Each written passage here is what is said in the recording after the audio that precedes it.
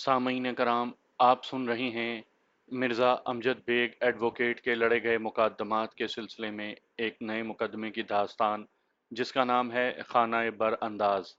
मुझे उम्मीद है आपको मेरी ये काविश पसंद आएगी। आपने अगर अभी तक मेरा चैनल माई वॉइस सब्सक्राइब नहीं किया तो अभी मेरे चैनल को सब्सक्राइब करके बेल नोटिफिकेशन ऑन कर लीजिए, ताकि आने वाली हर नई कहानी की इत्तला बर वक्त आप तक पहुंच सके। इस्लाम ने 4 शादियों की इजाज़त दी है, यानी कोई मर्द एक वक्त में 4 बीवियां रख सकता है, बशर्त ये कि वो इंसाफ के तकाजे पूरे कर सकता हो। अल्लाह और उसके रसूल सल्लल्लाहु अलैहि वसल्लम के बताए हुए असूलों और ज़ाब्तों के मुताबिक हर नौइयत के हकूक़ ज़ौजियत बा तरीक़े एहसन अदा करने का अहल हो। मगर हमारे माशरे में दूसरी शादी को अच्छी निगाह से नहीं देखा जाता। ख़ुसूसन पढ़े लिखे तबके में तो इसकी पुरज़ोर मज़म्मत भी की जाती है। आइली अदालतों में दूसरी शादी के 20 मुकदमात ज़ेर समाअत रहते हैं। ऐसे मुकदमात का अगर गहराई में मुताला किया जाए तो कमोबेश 90% मुकदमात में जो बात सामने आती है वो ये कि कहीं तो मर्द नाइंसाफ़ी का मुर्तकिब ठहरता है और कहीं औरत मर्द के हकूक़ वाकई को तस्लीम करने से गुरेज़ा नज़र आती है, और यहीं से बाहमी चपकलिश और रंजिश का आगाज़ होता है। हमारे माशरे की औरत एक जानिब तो अपने हकूक़ की हिमायत में बढ़ चढ़ कर शोर मचाती है, और दूसरी तरफ अपने ही जैसी किसी दूसरी औरत के हकूक़ को सरीहन नज़रअंदाज करते हुए एक शादीशुदा मर्द की दूसरी बीवी बनने के लिए भी तैयार हो जाती है। गोया ऐसी सूरत हाल में वो एक औरत ही के हकूक़ पर डाका डाल रही होती है। बहरहाल, आइली कवानीन की रूह से कोई शख्स अपनी पहली बीवी की इजाज़त लिए बगैर दूसरी शादी नहीं कर सकता। अगर कोई शख्स इस फ़ेल का मुर्तकिब होता है तो उसकी दूसरी शादी कानून की नज़र में कालादम तस्वुर की जाती है, और ऐसा शख्स सज़ा का मस्तूजिब भी ठहरता है। इसी नौइयत के एक मुकदमे की रुदाद मैं आज आपको सुनाना चाहता हूँ। उस रोज़ अदालत में मेरा कोई मुकदमा नहीं था, इसलिए मैं सुबह सीधा दफ्तर ही गया। मेरा दफ्तर सुबह 9 बजे से शाम 5 बजे तक खुला रहता है। मैं कोई 10 बजे दफ्तर पहुंचा। इंतज़ारगाह में बैठे हुए लोगों पर एक सरसरी सी नज़र डालकर मैं अपने कमरे में आ गया। कुछ ही देर के बाद मेरी सेक्रेटरी सबीहा बानो ने रजिस्टर में इंदराज के मुताबिक पहले मुलाकाती को अंदर भेज दिया। वो लगभग 55 साल का एक शरीफ सूरत शख्स था। बाद में मुझे उसका नाम सादत अली खान मालूम हुआ। सादत अली खान ने शरई दाढ़ी रखी हुई थी और वो सफ़ेद बुराक कुर्ते पाजामे में मलबूस था। उसके चेहरे को बिलाशुबा नूरानी चेहरा कहा जा सकता था। मैंने पेशा वाराना मुस्कुराहट से उसका इस्तकबाल किया और खुश अखलाकी से उसे बैठने को कहा। वो बैठ गया तो रस्मी अलैक सलैक के बाद मैंने उसकी आमद की गर्ज़ गायत मालूम की। मैंने कहा, जी फरमाइए बुजुर्गवार, मैं आपकी क्या खिदमत कर सकता हूँ।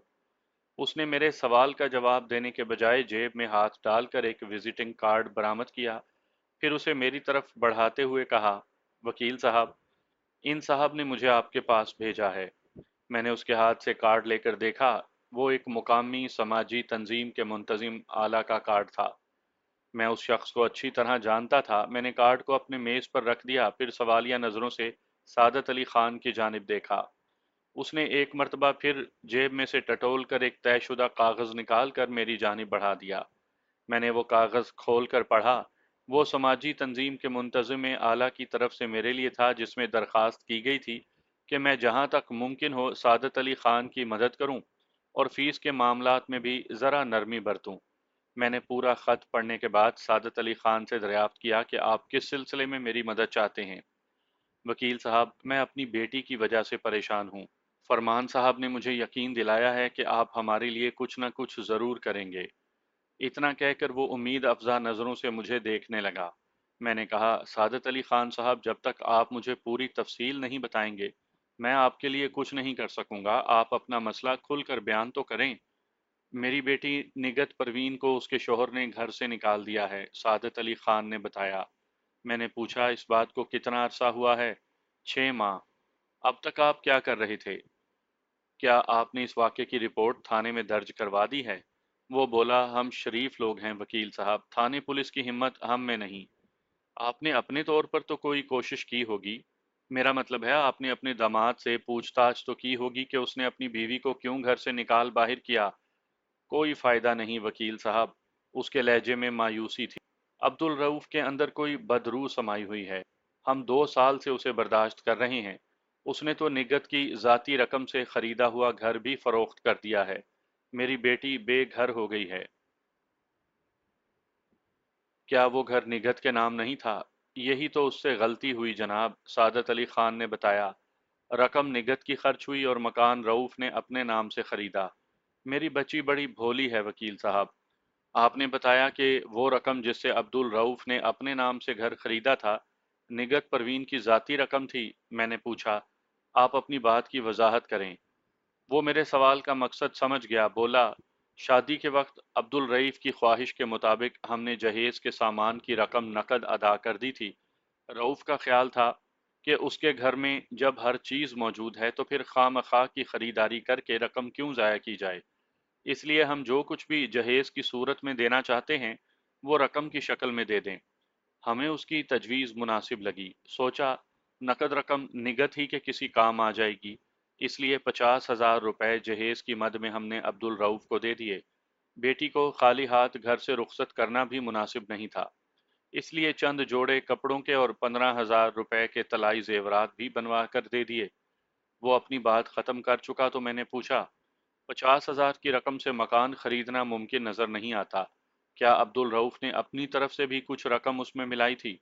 نہیں جناب، اس خبیث نے تو پھوٹی کوڑی بھی خرچ نہیں کی، سعادت علی خان نے بتایا۔ میں نے محسوس کیا کہ وہ اپنے غصے کو دبانے کی کوشش کر رہا تھا۔ اس نے بتایا، شادی کے موقع پر کسی رشتہ دار نے سلامی میں نگہت کو 100 روپے والا انعامی بانڈ دے دیا تھا، جو اس کی خوش قسمتی سے شادی کے چند ماہ کے بعد لگ گیا۔ اسے انعام کی رقم 1 لاکھ روپے ملی تھی۔ نگہت نے رؤوف کی باتوں میں آ کر یہ رقم بھی اس کے حوالے کر دی۔ 50,000 اس کے پاس پہلے تھا، اس نے 1.5 لاکھ میں 3 کمروں کا ایک فلیٹ اپنے نام سے خرید لیا۔ میں نے پوچھا، آپ کے داماد عبد الرؤف نے فلیٹ کب فروخت کیا؟ ہمیں یہ بات چند روز پہلے معلوم ہوئی ہے۔ یہ خاصی الجھی ہوئی صورتحال تھی۔ میں نے پوچھا، سعادت علی خان صاحب، نگہت کی شادی کو کتنا عرصہ ہوا ہے؟ 1 ماہ کے بعد پورے 2.5 سال ہو جائیں گے۔ اور نگہت کے بچے کتنے ہیں؟ میں نے مزید استفسار کیا۔ اللہ کا شکر ہے ابھی اس کے یہاں کوئی اولاد نہیں، ورنہ پتہ نہیں اس معصوم پر کیا گزرتی پوری زندگی۔ آپ مجھ سے کیا چاہتے ہیں؟ انصاف، اس نے 2 ٹوک لہجے میں جواب دیا۔ میں اپنی سی پوری کوشش کروں گا، میں نے کہا۔ میرا خیال ہے کورٹ میں جائے بغیر ہی آپ کا مسئلہ حل ہو جائے گا۔ ایسا ہو جائے تو پھر کیا چاہیے؟ اللہ آپ کی زبان مبارک کرے وکیل صاحب، مگر اس کے لیے مجھے آپ کے بھرپور تعاون کی ضرورت ہے۔ ہم ہر قسم کے تعاون کے لیے تیار ہیں۔ شادی کے موقع پر آپ نے نگہت پروین کے لیے جو طلائی زیورات بنوائے تھے، کیا وہ نگہت کے پاس ہیں؟ اس نے بتایا کہ عبد الرؤف نے نگہت کو گھر سے نکالتے وقت مذکورہ زیورات اپنے پاس رکھ لیے تھے۔ پھر میں نے پوچھا، آپ کے پاس ان زیورات کی خریداری کی رسیدیں تو ہوں گی؟ کچھ دیر سوچنے کے بعد اس نے جواب دیا، مجھے اچھی طرح سے یاد نہیں، شاید گھر میں کہیں رکھی ہوں اور تلاش کرنے سے مل جائیں۔ اور جو 50,000 روپے آپ نے بطور جہیز عبد الرؤف کو دیے تھے، ان کا کوئی ثبوت آپ کے پاس؟ ہمیں کیا پتا تھا کہ وہ بدبخت ایسا نکلے گا، سعادت علی خان نے ناگوار لہجے میں کہا، ورنہ ہم اسٹامپ پیپر اس سے لکھوا لیتے۔ جناب، ہمارے پاس اس رقم کا کوئی ثبوت نہیں۔ میں نے سوچا، پرائز بانڈ کا بھی کوئی واضح ثبوت نہیں ہو سکتا، جس کے ہاتھ میں بانڈ، رقم اس کی۔ سعادت علی خان کی باتوں سے مجھے اندازہ ہوا تھا کہ اس کا داماد عبد الرؤف خاصا ہوشیار اور چالاک قسم کا شخص تھا، اور ان لوگوں کی سادگی اور شرافت سے ناجائز فائدہ اٹھا رہا تھا۔ اس سے نمٹنے کے لیے مجھے بھی ذرا مختلف انداز سے پیش رفت کرنا تھی۔ میں نے کہا، آپ کل 3 بجے نگہت پروین کو ساتھ لے کر آ جائیں، اور ہاں، ان کا نکاح نامہ بھی لیتے آئیں، اور اگر زیورات کی رسیدیں مل جائیں تو وہ بھی لے آئیں۔ 2 4 رسمی باتوں کے بعد اس نے میرا شکریہ ادا کیا اور پھر وہاں سے وہ رخصت ہو گیا۔ میں اپنے دفتری معمولات میں مصروف ہو گیا۔ دوسرے روز وہ مقررہ وقت پر میرے دفتر میں تھا۔ نگہت پروین بھی اس کے ساتھ تھی۔ نگہت کی عمر کا میں صحیح طور پر اندازہ نہیں لگا سکا کیونکہ وہ سر تا پا ملبوس تھی، صرف دیکھنے کے لیے چہرے پر آنکھیں تھیں۔ بعد میں نکاح نامہ دیکھنے پر معلوم ہوا کہ اس کی عمر 29 سال تھی۔ میں نے ضروری کاغذات کل ہی تیار کر لیے تھے۔ کچھ دیر کی رسمی گفتگو کے بعد میں نے وہ کاغذات نگہت کی طرف بڑھا دیے، پھر کاغذات کے نشان زدہ حصوں کی جانب اسے اشارہ کرتے ہوئے کہا، آپ یہاں دستخط کر دیجئے۔ نگت نے پریشان نظروں سے پہلے مجھے پھر اپنے باپ سعادت علی خان کو دیکھا۔ مجھے اس کی آنکھوں میں تذبذب کے سائے لہراتے ہوئے محسوس ہوئے۔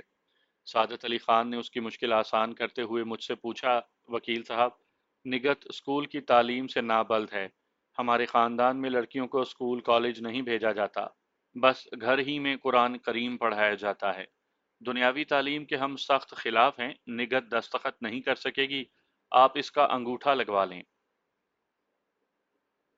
مجھے اس کی جہالت پر غصہ تو بہت آیا، تاہم میں نے قدر نرمی سے کہا، محترم، تعلیم کوئی بری چیز نہیں، چاہے وہ دینی ہو یا دنیاوی۔ آپ نے آن حضرت صلی اللہ علیہ وآلہ وسلم کا ارشاد پاک نہیں سنا کہ علم حاصل کرو چاہے چین جانا پڑے۔ دنیاوی تعلیم انسان کو گمراہی کی طرف لے جاتی ہے۔ سعادت علی خان باقاعدہ تقریر کرنے والے انداز میں گویا ہوا۔ میں اس بحث کو طول نہیں دینا چاہتا تھا، میرے پاس اتنا فالتو وقت نہیں تھا۔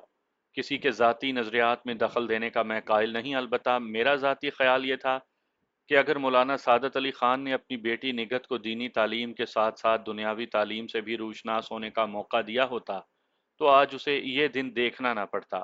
میں نے اس کیس کے ضروری کاغذات پر نگت کے انگوٹھے لگوائے، پھر وکالت نامہ بھرنے کے بعد اس پر بھی انگوٹھے کا نشان لگوا لیا۔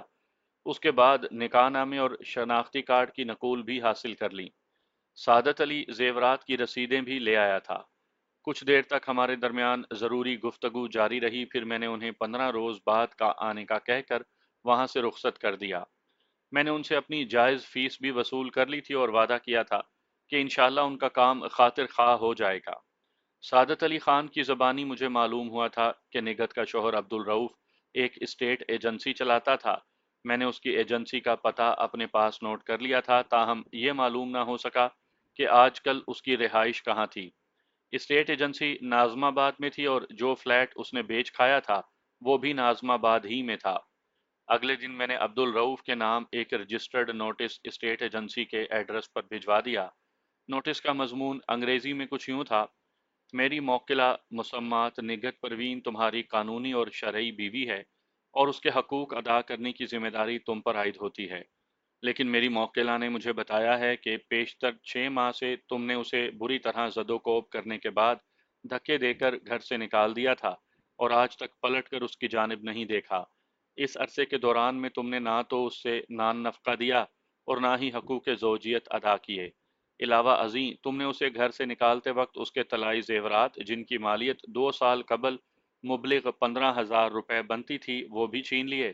میری موکلہ کا دعویٰ ہے کہ تم نے اس کی ذاتی رقم مبلغ 1.5 لاکھ روپے، جو جہیز کی مد میں ادا کی گئی رقم 50,000 روپے اور انعامی بانڈ کی رقم 1 لاکھ روپے، کل ملا کر 1.5 لاکھ روپے سے خریدے گئے فلیٹ کو بھی خرد برد کیا ہے۔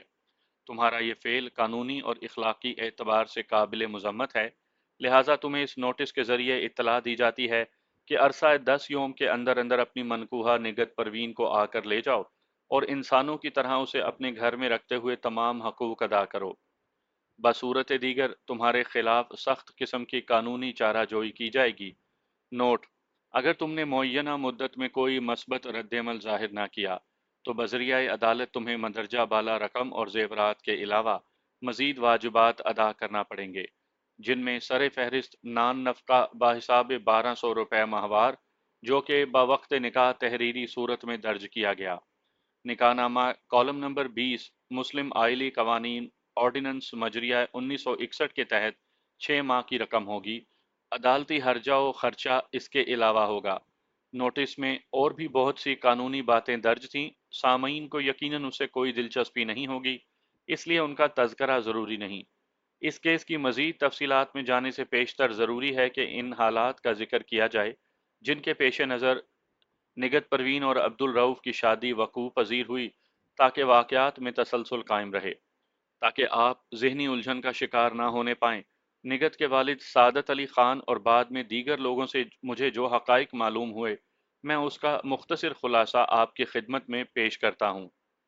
نگہت نے ایک کٹر قسم کے مذہبی گھرانے میں آنکھ کھولی تھی۔ صوم و صلات کی پابندی اور پردے پر خصوصی توجہ دی جاتی تھی۔ اس خاندان میں خاندانی روایت کے مطابق لڑکیوں کو صرف قرآنی تعلیم ہی سے روشناس کروایا جاتا تھا، اسکول کالج بھیجنے کا رواج نہیں تھا۔ نگہت اور اس کے بعد آنے والی بہنیں اسکول کے تعلیم سے محروم ہی رہیں۔ انگوٹھا چھاپ ہونا ان کا مقدر ٹھہرا تھا۔ شاید آپ کو یقین نہ آئے، اب بھی کراچی جیسے ترقی یافتہ شہر میں ایسے گھرانے موجود ہیں جہاں لڑکیوں کی دنیاوی تعلیم کو گناہ کبیرہ تصور کیا جاتا ہے۔ نگہت سب سے بڑی تھی، اس کے بعد 5 بہنیں اور تھیں: فوزیہ، یاسمین، فرزانہ جبیں، دردانہ شاہین، عفت نورین اور عمرانہ۔ شادی کے وقت نگہت 27 سال کی تھی۔ اس وقت اس کی دوسری بہنیں علل ترتیب 24 سال، 20 سال، 18 سال، 16 سال اور 13 سال کی تھیں۔ نگہت نے 18ویں سال میں قدم رکھا ہی تھا کہ اس کے لیے رشتے کی تلاش شروع ہو گئی، مگر قسمت نے 9 سال کے بعد یاوری کی۔ نگہت سے چھوٹی بہنیں بہت تیزی سے ایک کے بعد ایک سن بلوغت کو پہنچ رہی تھیں۔ والدین کو ان کی فکر کھا رہی تھی، مگر کوئی رشتہ تھا کہ آنے کا نام ہی نہیں لیتا تھا۔ پھر نگہت کے لیے عبد الرؤف کا رشتہ آیا تو گویا اس کے والدہ نے سکھ کا سانس لیا۔ اب اس حد تک سوچ نہیں تھی کہ جو ہے، جیسا ہے، جہاں ہے کی بنیاد پر نگہت کا بوجھ اب سر سے اتار دیا جائے۔ اس لیے عبد الرؤف کے بارے میں زیادہ چھان بین کی ضرورت محسوس نہیں کی گئی۔ عبد الرؤف کا رشتے کروانے والی ایک عورت کے ذریعے آیا تھا۔ ایک ماہ کے اندر اندر رخصتی ہو گئی۔ وہ اجلا عروسی میں بیٹھی آنے والے کا انتظار کر رہی تھی۔ وقت دھیرے دھیرے گزر رہا تھا۔ وہ کسی کے انتظار سے رک تھوڑا ہی جاتا ہے۔ نگہت کی دھڑکنیں بے ترتیب تھیں۔ خدا خدا کر کے اس کی زندگی میں یہ لمحات آئے تھے، ورنہ وہ تو مایوسی کی آخری حدوں کو چھو آئی تھی۔ اسے یقین نہیں آ رہا تھا کہ واقعی ایسا ہو چکا ہے۔ خوشبو کے ایک معطر جھونکے کو اپنے آس پاس محسوس کر کے اس نے آنکھیں کھول دیں۔ اس کی سیج پر دلکشی کا گلزار مہک رہا تھا۔ وہ اپنی تصویر سے زیادہ وجیح اور خوبصورت نظر آ رہا تھا۔ اسے اپنی قسمت پر رشک آنے لگا اور اس کا دل فخریہ جذبات سے لبریز ہو گیا۔ وہ خود کو ہواؤں پر محو پرواز تصور کرنے لگی۔ اسی خواب آگی ماحول میں اس کی مدھر سرگوشی ابھری: میری تنہائی کا سبب جانتی ہو؟ نگہت اس وقت کچھ جاننا نہیں چاہتی تھی، اس لیے انجان بنی رہی۔ چند لمحات کی خاموشی کے بعد اس نے کہا: مجھے اپنی تنہائی جان سے بھی زیادہ عزیز ہے، اس لیے میں اکیلا رہتا ہوں کہ کوئی مجھے روکنے ٹوکنے والا نہ ہو۔ حالانکہ میرے والدین اسی شہر میں ہیں، مگر میں ان کے ساتھ رہنا پسند نہیں کرتا۔ یہ بات آج ہی سے پلے باندھ لو کہ روک ٹوک سے مجھے ازلی چڑ بلکہ نفرت ہے۔ نگہت کے خوابوں کا محل چکنا چور ہو گیا اور کرچیاں اس کی روح کو گھائل کرنے لگیں۔ وہ عبد الرؤف کو اپنا مجازی خدا مان کر اس کی عبادت کے لیے آئی تھی، اس لیے زبان سے کچھ نہیں بولی۔ حالانکہ اگر وہ چاہتی تو اس عجیب و غریب نصیحت پر احتجاجاً بہت کچھ کہہ سکتی تھی۔ عبد الرؤف کے جملہ حقوق اس کے نام محفوظ ہو چکے تھے۔ تھوڑی دیر کے بعد وہ اٹھا اور ایک الماری سے شراب کی بوتل نکال لایا، پھر نگہت کی طرف بڑھاتے ہوئے بولا: لو، میرے لیے جام تیار کرو۔ جی؟ نگہت کے منہ سے بس ایک لفظ خارج ہوا، پھر جیسے اس پر سکتہ طاری ہو گیا۔ وہ یک ٹک عبد الرؤف کی طرف دیکھ رہی تھی۔ جس ماحول میں نگہت نے پرورش پائی تھی، وہاں شراب کا تصور دنیا کی غلط ترین شے کا تھا، چہ جائے کہ اس کا شوہر اسی کے ہاتھوں اپنے لیے جام بنانے کی فرمائش کر رہا تھا۔ نگہت کا سکتہ روز محشر تک طویل ہو جاتا کہ اس سجیلی خوابگاہ میں ایک مکروہ آواز نے زلزلہ پیدا کر دیا۔ عبد الرؤف کا بایاں ہاتھ بڑی سرعت کے ساتھ ہوا میں لہرایا اور ایک زناٹے دار تھپڑ نگہت کے دائیں گال کو گلنار کر گیا۔ دوسرے ہی لمحے اس کے گلاب ہونٹوں کی سرخی کو منہ کے اندر سے رس آنے والے تازہ لہو کی آمیزش نے سرخ تر بنا دیا۔ سور کی بچی، میں نے جو کہا ہے ویسا ہی کرو، عبد الرؤف نے اسے ایک دھکا دیتے ہوئے کہا۔ میں انکار سننے کا عادی نہیں۔ جی، کیا، کیوں اور کیسے جیسے الفاظ کبھی منہ سے نہ نکالنا۔ اس انداز تکلم سے نگہت کے کانوں کی شناسائی آج پہلی مرتبہ ہو رہی تھی۔ اس کے باپ کو سور جیسے نجس جانور سے موسوم کیا گیا تھا، مگر وہ بے بس تھی، مجبور تھی، جوابی کارروائی کے طور پر کچھ بھی نہیں کر سکتی تھی۔ اگر وہ بھی مقابلے پر اتر آتی تو جھگڑا اتنا بڑھتا کہ اس کا گھر جا بیٹھنا یقینی ہو جاتا، اور وہ ہرگز ہرگز ایسا نہیں ہونے دینا چاہتی تھی۔ اس کے پیچھے 5 بہنوں کی ایک طویل قطار تھی۔ اگر اس کا گھر اجڑ جاتا تو ان 5 کا مستقبل بھی داؤ پر لگ جاتا۔ لڑائی کو بڑھانا نگہت کے لیے کوئی ناممکن کام نہیں تھا۔ لڑائی تو دودھ کی لسی کی مانند ہوتی ہے، جتنا پانی ڈالتے جاؤ بڑھتی جاتی ہے۔ اس رات نگہت نے اپنے دل میں ایک فیصلہ کیا کہ وہ اپنی بہنوں کی خوشگوار زندگی کی خاطر خود کو قربان کر دے گی۔ ایک شخص کی قربانی سے اگر پورا گھر سنور جاتا ہے تو اس کام سے گریز نہیں کرنا چاہیے۔ نگت نے خود کو اپنے مجازی خدا کے رنگ میں رنگ لیا۔ سعادت علی خان نے اپنے پورا جی پی فنڈ یعنی جنرل پروویڈنٹ فنڈ جہنم میں جھونک کر اس کے لیے جنت کی خوشیاں خریدنے کی کوشش کی۔ کچھ تو بوڑھے باپ کی لاج بھی اس پر لازم تھی۔ اس نے گھر والوں کو کچھ نہ بتایا، خود زہر کے گھونٹ پیتی رہی اور اپنے ہاتھوں سے ہر رات عبد الرؤف کو شراب پلاتی رہی۔ پھر مجازی خدا نے راتوں کو دیر سے گھر آنا شروع کیا۔ ایک رات وہ تقریباً 3 بجے لوٹا۔ نگت اس کے انتظار میں آنکھیں جلا رہی تھی۔ آج اس کے صبر کا پیمانہ لبریز ہو گیا۔ وہ پوچھ بیٹھی، کہاں رہ گئے تھے آپ؟ میرا دل ڈوب رہا تھا۔ وہ نشے میں تھا، مخمور لہجے میں بولا، اپنے دل کو سنبھال کر رکھو نگت بی بی، کہیں تمہیں بھی نہ لے ڈوبے۔ میں آپ کے لیے پریشان ہو جاتی ہوں۔ مت ہوا کرو پریشان، میں کوئی بچہ نہیں ہوں کہ کہیں کھو جاؤں۔ اس نے ڈرتے ڈرتے کہا، پھر بھی مجھے آپ کی طرف سے فکر تو رہتی ہی ہے۔ فکر کی بچی، اس نے غصے میں ایک تماچا رسید کرتے ہوئے کہا، میں تمہارا شوہر ہوں، کوئی زر خرید غلام نہیں۔ پھر وہ جوتوں سمیت بستر پر گرتے ہوئے بولا، میں آزاد پنچھی ہوں، جہاں دل چاہے گا جاؤں گا، جب دل چاہے گا واپس آؤں گا۔ نگت خون کے گھونٹ پی کر چپ ہو رہی۔ اس کے سوا چارہ بھی کوئی نہیں تھا۔ نگت نے تو ہونٹوں پر چپ کی مہر لگا لی تھی، مگر جانے کیسے یہ بات سعادت علی خان تک پہنچ گئی۔ نگت میکے آئی تو اس سے صبر نہ ہو سکا۔ بیٹی کو علیحدگی میں لے جا کر پوچھنے لگا، میں نے سنا ہے رؤوف شراب پیتا ہے؟ سوال ہی پیدا نہیں ہوتا، آپ کو کس نے بتایا ہے؟ اس کے لہجے کا کھوکھلا پن واضح تھا۔ اگر ایسی کوئی بات ہوتی تو بھلا مجھے معلوم نہ ہوتی؟ تم خواہ اپنے میاں کی حمایت کر رہی ہو، سعادت علی خان نے سخت مگر سمجھانے والے انداز میں کہا۔ برائی کو یا تو ابتدا میں روکا جاتا ہے یا پھر کبھی نہیں روکا جا سکتا۔ ہر مکروہ فعل کی مذمت کرنا انسان پر لازم ہے بیٹی۔ وہ تمہارا شوہر ہے، تم کوشش کرو گی تو وہ اس بری لت سے باز آ جائے گا۔ وہ خاموش رہی، بول کر وہ رؤوف کے کارناموں کا اقرار نہیں کرنا چاہتی تھی۔ 1 سال گزر گیا، پھر 1.5 سال گزرا۔ چھوٹے موٹے جھگڑوں اور مار پیٹ کی اطلاعات تو گھر تک پہنچتی ہی رہی تھی، مگر نگت نے ہر بات کی پرزور تردید کر کے سب کا منہ بند کر رکھا تھا۔ ایک مرتبہ وہ 1 ہفتے کے لیے رہنے آئی۔ 4 دن کے بعد ہی اسے اپنا گھر یاد آنے لگا۔ وہ عبد الرؤف کے پاس پہنچ گئی۔ اس نے یہ بات میکے میں نہیں بتائی تھی کہ دراصل رؤوف ہی کے اصرار پر وہ رہنے آئی تھی، اور اس نے واضح الفاظ میں کہا تھا کہ جب تک وہ خود لینے نہ آئے، نگت میکے ہی میں رہے۔ 4 روز کے بعد ہی وہ جب واپس چلی آئی تو رؤوف نے ایک ہنگامہ برپا کر دیا۔ میں نے تم سے کہا تھا کہ جب تک میں خود نہ لینے آؤں تم وہیں رہنا۔ نگت نے کہا، مجھے آپ کی یاد آ رہی تھی، میرا وہاں دل نہیں لگا تو چلی آئی۔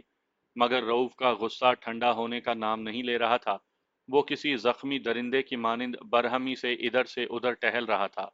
نگت خاموشی سے لباس تبدیل کرنے کے لیے بیڈ روم کی طرف بڑھ گئی۔ یہ وہی گھر تھا جو نگت کے پیسوں سے خریدا گیا تھا، مگر آج اس گھر میں ایک قیامت اس کی منتظر تھی۔ اس نے بیڈ روم میں ابھی قدم بھی نہیں رکھا تھا کہ اپنے عقب میں رؤوف کی دھاڑ سنائی دی، رک جاؤ، اندر قدم نہیں رکھنا۔ اس نے پلٹ کر حیران نظروں سے اپنے شوہر کو دیکھا۔ اس کی آنکھوں میں الجھن تھی۔ رؤوف کی تنبیہ اس کی سمجھ سے بالا تر تھی۔ پھر سب کچھ اس کی سمجھ میں آ گیا۔ صورتحال واضح ہوئی تو جیسے اس پر ساتوں آسمان ایک ساتھ آن گرے۔ اس کے ذہن میں جھکڑ چل رہے تھے اور کانوں میں تیز ہواؤں کی سیٹیاں گونج رہی تھیں۔ بیڈ روم کے اندر سے ابھرنے والی آواز نے اس کی سماعت میں زلزلہ برپا کر دیا۔ کیا ہوا رؤوف؟ وہ کسی عورت کی آواز تھی۔ حلق پھاڑ کر کیوں چلا رہے ہو؟ کون آیا ہے؟ پھر وہ خود بھی اندر سے نکل کر سامنے آ گئی۔ اس کے جسم پر مختصر لباس کے سوا کچھ نہیں تھا۔ اس کی آنکھوں کو دیکھتے ہی اندازہ ہوتا تھا کہ وہ نشے میں تھی۔ نگت کے لیے وہ عورت اجنبی تھی۔ اس سے پہلے نگت نے اسے کبھی نہیں دیکھا تھا۔ وہ عورت کچھ ہی دیر کے بعد وہاں سے رخصت ہو گئی۔ وہ رات بڑی قیامت خیز گزری۔ نگت رات بھر روتی رہی۔ اپنے شوہر کا یہ روپ اسے کسی بھی طور گوارا نہیں تھا۔ نگت کا خیال تھا کہ رؤوف پیار سے اسے چپ کروائے گا اور اپنے کیے پر شرمندگی کا اظہار کرے گا، مگر ایسی کوئی بات نہ ہوئی اور صبح ہو گئی۔ نگت نے پوری رات آنکھوں میں کاٹ دی۔ طرح طرح کے وسوسے اور اندیشے اس کی روح کو کچوکے لگا رہے تھے۔ آج وہ اپنی ہی نظروں میں گر چکی تھی۔ وہ خود کو کسی نالی کے غلیظ کیڑے کی مانند حقیر محسوس کر رہی تھی۔ کاش اس نے وہ سب کچھ اپنی آنکھوں سے نہ دیکھا ہوتا۔ اس سے پہلے اس کی آنکھیں پھوٹ جاتی، اسے اپنی کم مائیگی کا احساس ہونے لگا۔ عورت ہر ظلم، ہر جبر اور ہر دکھ تکلیف برداشت کر لیتی ہے، مگر اپنے شوہر میں شراکت داری اسے کسی بھی قیمت پر قبول نہیں ہوتی۔ اپنے وجود کی بے وقتی اور اپنی ذات کی توہین کا احساس ہوتے ہی اس کے ذہن میں ایک سوال ابھرا، نگت، تم میں ایسی کیا کمی ہے جو تمہارا شوہر کسی دوسری عورت کی زلفوں میں پناہ ڈھونڈ رہا ہے؟ ذہن کے ایک گوشے سے جواب آیا، مجھ میں کوئی کمی نہیں، کمی میرے شوہر میں ہے، وہ قدم قدم پر دی جانے والی میری قربانیوں کو فراموش کر بیٹھا ہے۔ وہ کم ظرف ہے، اپنی کم ظرفی کی تکمیل کے لیے ایک دوسرے کم ظرف کی طرف بڑھ رہا ہے۔ اب کیا ہوگا؟ اس کے ذہن نے استفسار کیا۔ کچھ نہیں ہوگا، جواب دل نے دیا، وہی ہوگا جو منظور خدا ہوگا۔ اگر رؤف میرا ہے تو وہ ذلیل و خوار ہو کر آخرکار میرے ہی پاس آئے گا، اور اگر وہ میرا نہیں تو پھر اس کے جانے کا کیا غم؟ شاید ایک کم ظرف اور اعلیٰ ظرف میں یہی فرق ہوتا ہے۔ ناشتے کی میز پر وہ بالکل نارمل نظر آ رہا تھا، جیسے گزشتہ روز کچھ ہوا ہی نہ ہو۔ اس کے چہرے پر اس واقعے کا ملال تک نہیں تھا۔ نگت نے بھی وہ ناخوشگوار تذکرہ چھیڑنے سے پرہیز کیا اور چپ چاپ ناشتہ کرتی رہی۔ اس کا خیال تھا کہ شاید آئندہ ایسا نہ ہو۔ نگت کا یہ خیال بھی غلط نکلا۔ انسان بہت خوش فہم ہے۔ نگت بھی ایک انسان ہی تھی، اسے بھی خوش فہمی تھی کہ اس کا شوہر ایک دن صرف اور صرف اسی کا ہو کر رہ جائے گا۔ وہ اپنے رویے سے اسے یکسر بدل کر رکھ دے گی، مگر یہ خوش فہمیاں بہت تڑپاتی ہیں۔ بازاری عورتوں کو گھر پر لانا اور داد عیش دینا رؤف کا معمول بن گیا، اور یہ سب کچھ اب نگت کی موجودگی میں ہو رہا تھا۔ اس ماحول میں نگت کا دم گھٹ رہا تھا، سانسیں سینے میں الجھ رہی تھی، اور وہ ٹپ ٹپ آنسو بہائے چلی جا رہی تھی۔ نگت نے اپنی نظروں میں رؤف کو جو مقام دے رکھا تھا، رؤف نے اس مقام کی قدر نہیں کی تھی۔ وہ نگت کا آسمان تھا، مگر پرائی زمینوں کو جھک کر چھو رہا تھا، گویا اپنے مقام سے گر رہا تھا۔ بعض اوقات انسان کو اپنے مقام سے گرنے میں بڑا مزہ آتا ہے۔ فوم کے ملائم بستر کو چھوڑ کر زمین پر سونا اچھا لگتا ہے۔ ایک روز نگت کے صبر کا پیمانہ چھلک اٹھا، اس کی زبان پر لگا ہوا قفل خود ہی کھٹ سے کھل گیا۔ رؤف، آپ یہ سب چھوڑ نہیں سکتے؟ کیا آپ کو گھن نہیں آتی؟ تم کون ہوتی ہو مجھے روکنے والی؟ وہ سرخ سرخ آنکھیں دکھا کر بولا، میں نے تمہیں پہلی رات ہی اچھی طرح سمجھا دیا تھا کہ روک ٹوک مجھے پسند نہیں۔ وہ گلوگیر لہجے میں بولی، رؤف، اب مجھ سے برداشت نہیں ہوتا۔ تو مت کرو برداشت، کون منت کر رہا ہے؟ وہ بے رخی سے بولا، مجھے اپنے کام میں دخل اندازی پسند نہیں۔ تم میری بیوی ہو، بیوی رہو، استانی بننے کی کوشش نہ کرو۔ میں نے آپ کی خاطر کیا کیا قربانیاں نہیں دی؟ آپ تو… بس بس، زیادہ بکواس کی ضرورت نہیں۔ وہ اس کی بات کاٹ کر بولا، کون سی قربانیوں کا ذکر کر رہی ہو؟ میرا ایک کام تو تم سے ہوا نہیں۔ نگت لرز کر رہ گئی، وہ جانتی تھی رؤف کا اشارہ کس کام کی طرف تھا۔ رؤف نے اس سے فرمائش کی تھی کہ وہ اپنی چھوٹی بہن عفت نورین سے اس کی دوستی کروا دے۔ عفت تمام بہنوں میں سب سے زیادہ خوبصورت تھی۔ رؤف کے دل میں اس کے لیے نیک خیالات نہیں تھے، مگر یہ بات نگت نے گھر والوں سے چھپا رکھی تھی۔ البتہ وہ خود ہی اس بات کا خاص طور پر خیال رکھتی تھی کہ عفت رؤف سے زیادہ بے تکلف نہ ہونے پائے۔ اس روز ان دونوں کے درمیان خوب جھگڑا ہوا۔ نگت کے صبر کا بندھن ٹوٹ چکا تھا، اس نے بھی خوب کھری کھری سنائی۔ رؤف جواباً مار پیٹ پر اتر آیا اور اس نے نگت کو روئی کی طرح دھنک کر رکھ دیا، پھر زبردستی گھر سے نکال دیا۔ سعادت علی خان اور دیگر گھر والوں کو ان کے چھوٹے موٹے جھگڑوں کا ہی پتہ تھا۔ نگت نے کبھی اپنے زخمی دل کی ایک جھلک بھی انہیں نہیں دکھائی تھی۔ وہ خواہ مخواہ اپنے پیاروں کو دکھی نہیں کرنا چاہتی تھی، اس لیے چپ چاپ ہر ستم اپنے دل پر سہ رہی تھی۔ اس مرتبہ وہ جس حالت میں گھر پہنچی تھی، اس سے اس پر بیتنے والی قیامت کا پردہ چاک ہو گیا تھا۔ اس کے چہرے پر زخموں کے نشان اس کی بے بسی کی کہانی سنانے کے لیے کافی تھے۔ سب یہی سمجھ رہے تھے کہ میاں بیوی میں جھگڑا ہو گیا ہے۔ کوئی اس کے دل کا حال نہیں جانتا تھا، اور جانتا بھی کیسے؟ اس نے آج تک ان کے دل آزاری کے خیال سے کچھ بتایا ہی نہیں تھا۔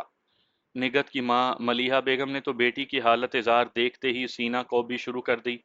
میری پھول سی بچی کا کیا حشر کر دیا! ہائے، کیا اندھیر مچا ہوا ہے! میں ابھی اس خبیث کی گوشمالی کے لیے جاتی ہوں۔ نگت ماں کے سینے سے لگی پھوٹ پھوٹ کر رو رہی تھی۔ سعادت علی خان نے گمبھیر لہجے میں کہا، اتنی جلدی کی ضرورت نہیں ہے، میاں بیوی میں جھگڑا ہو ہی جاتا ہے، یہ کوئی پریشانی کی بات نہیں۔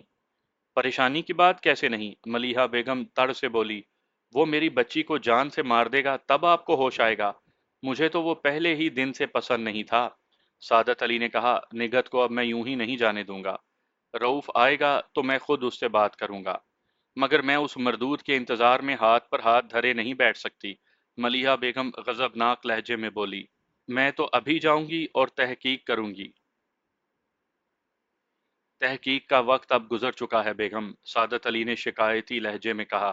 یہ کام تمہیں اس وقت کرنا چاہیے تھا جب رؤوف کا رشتہ آیا تھا، مگر اس وقت تو میرے لاکھ سمجھانے کے باوجود بھی تمہارے کان پر جوں تک نہ رینگی۔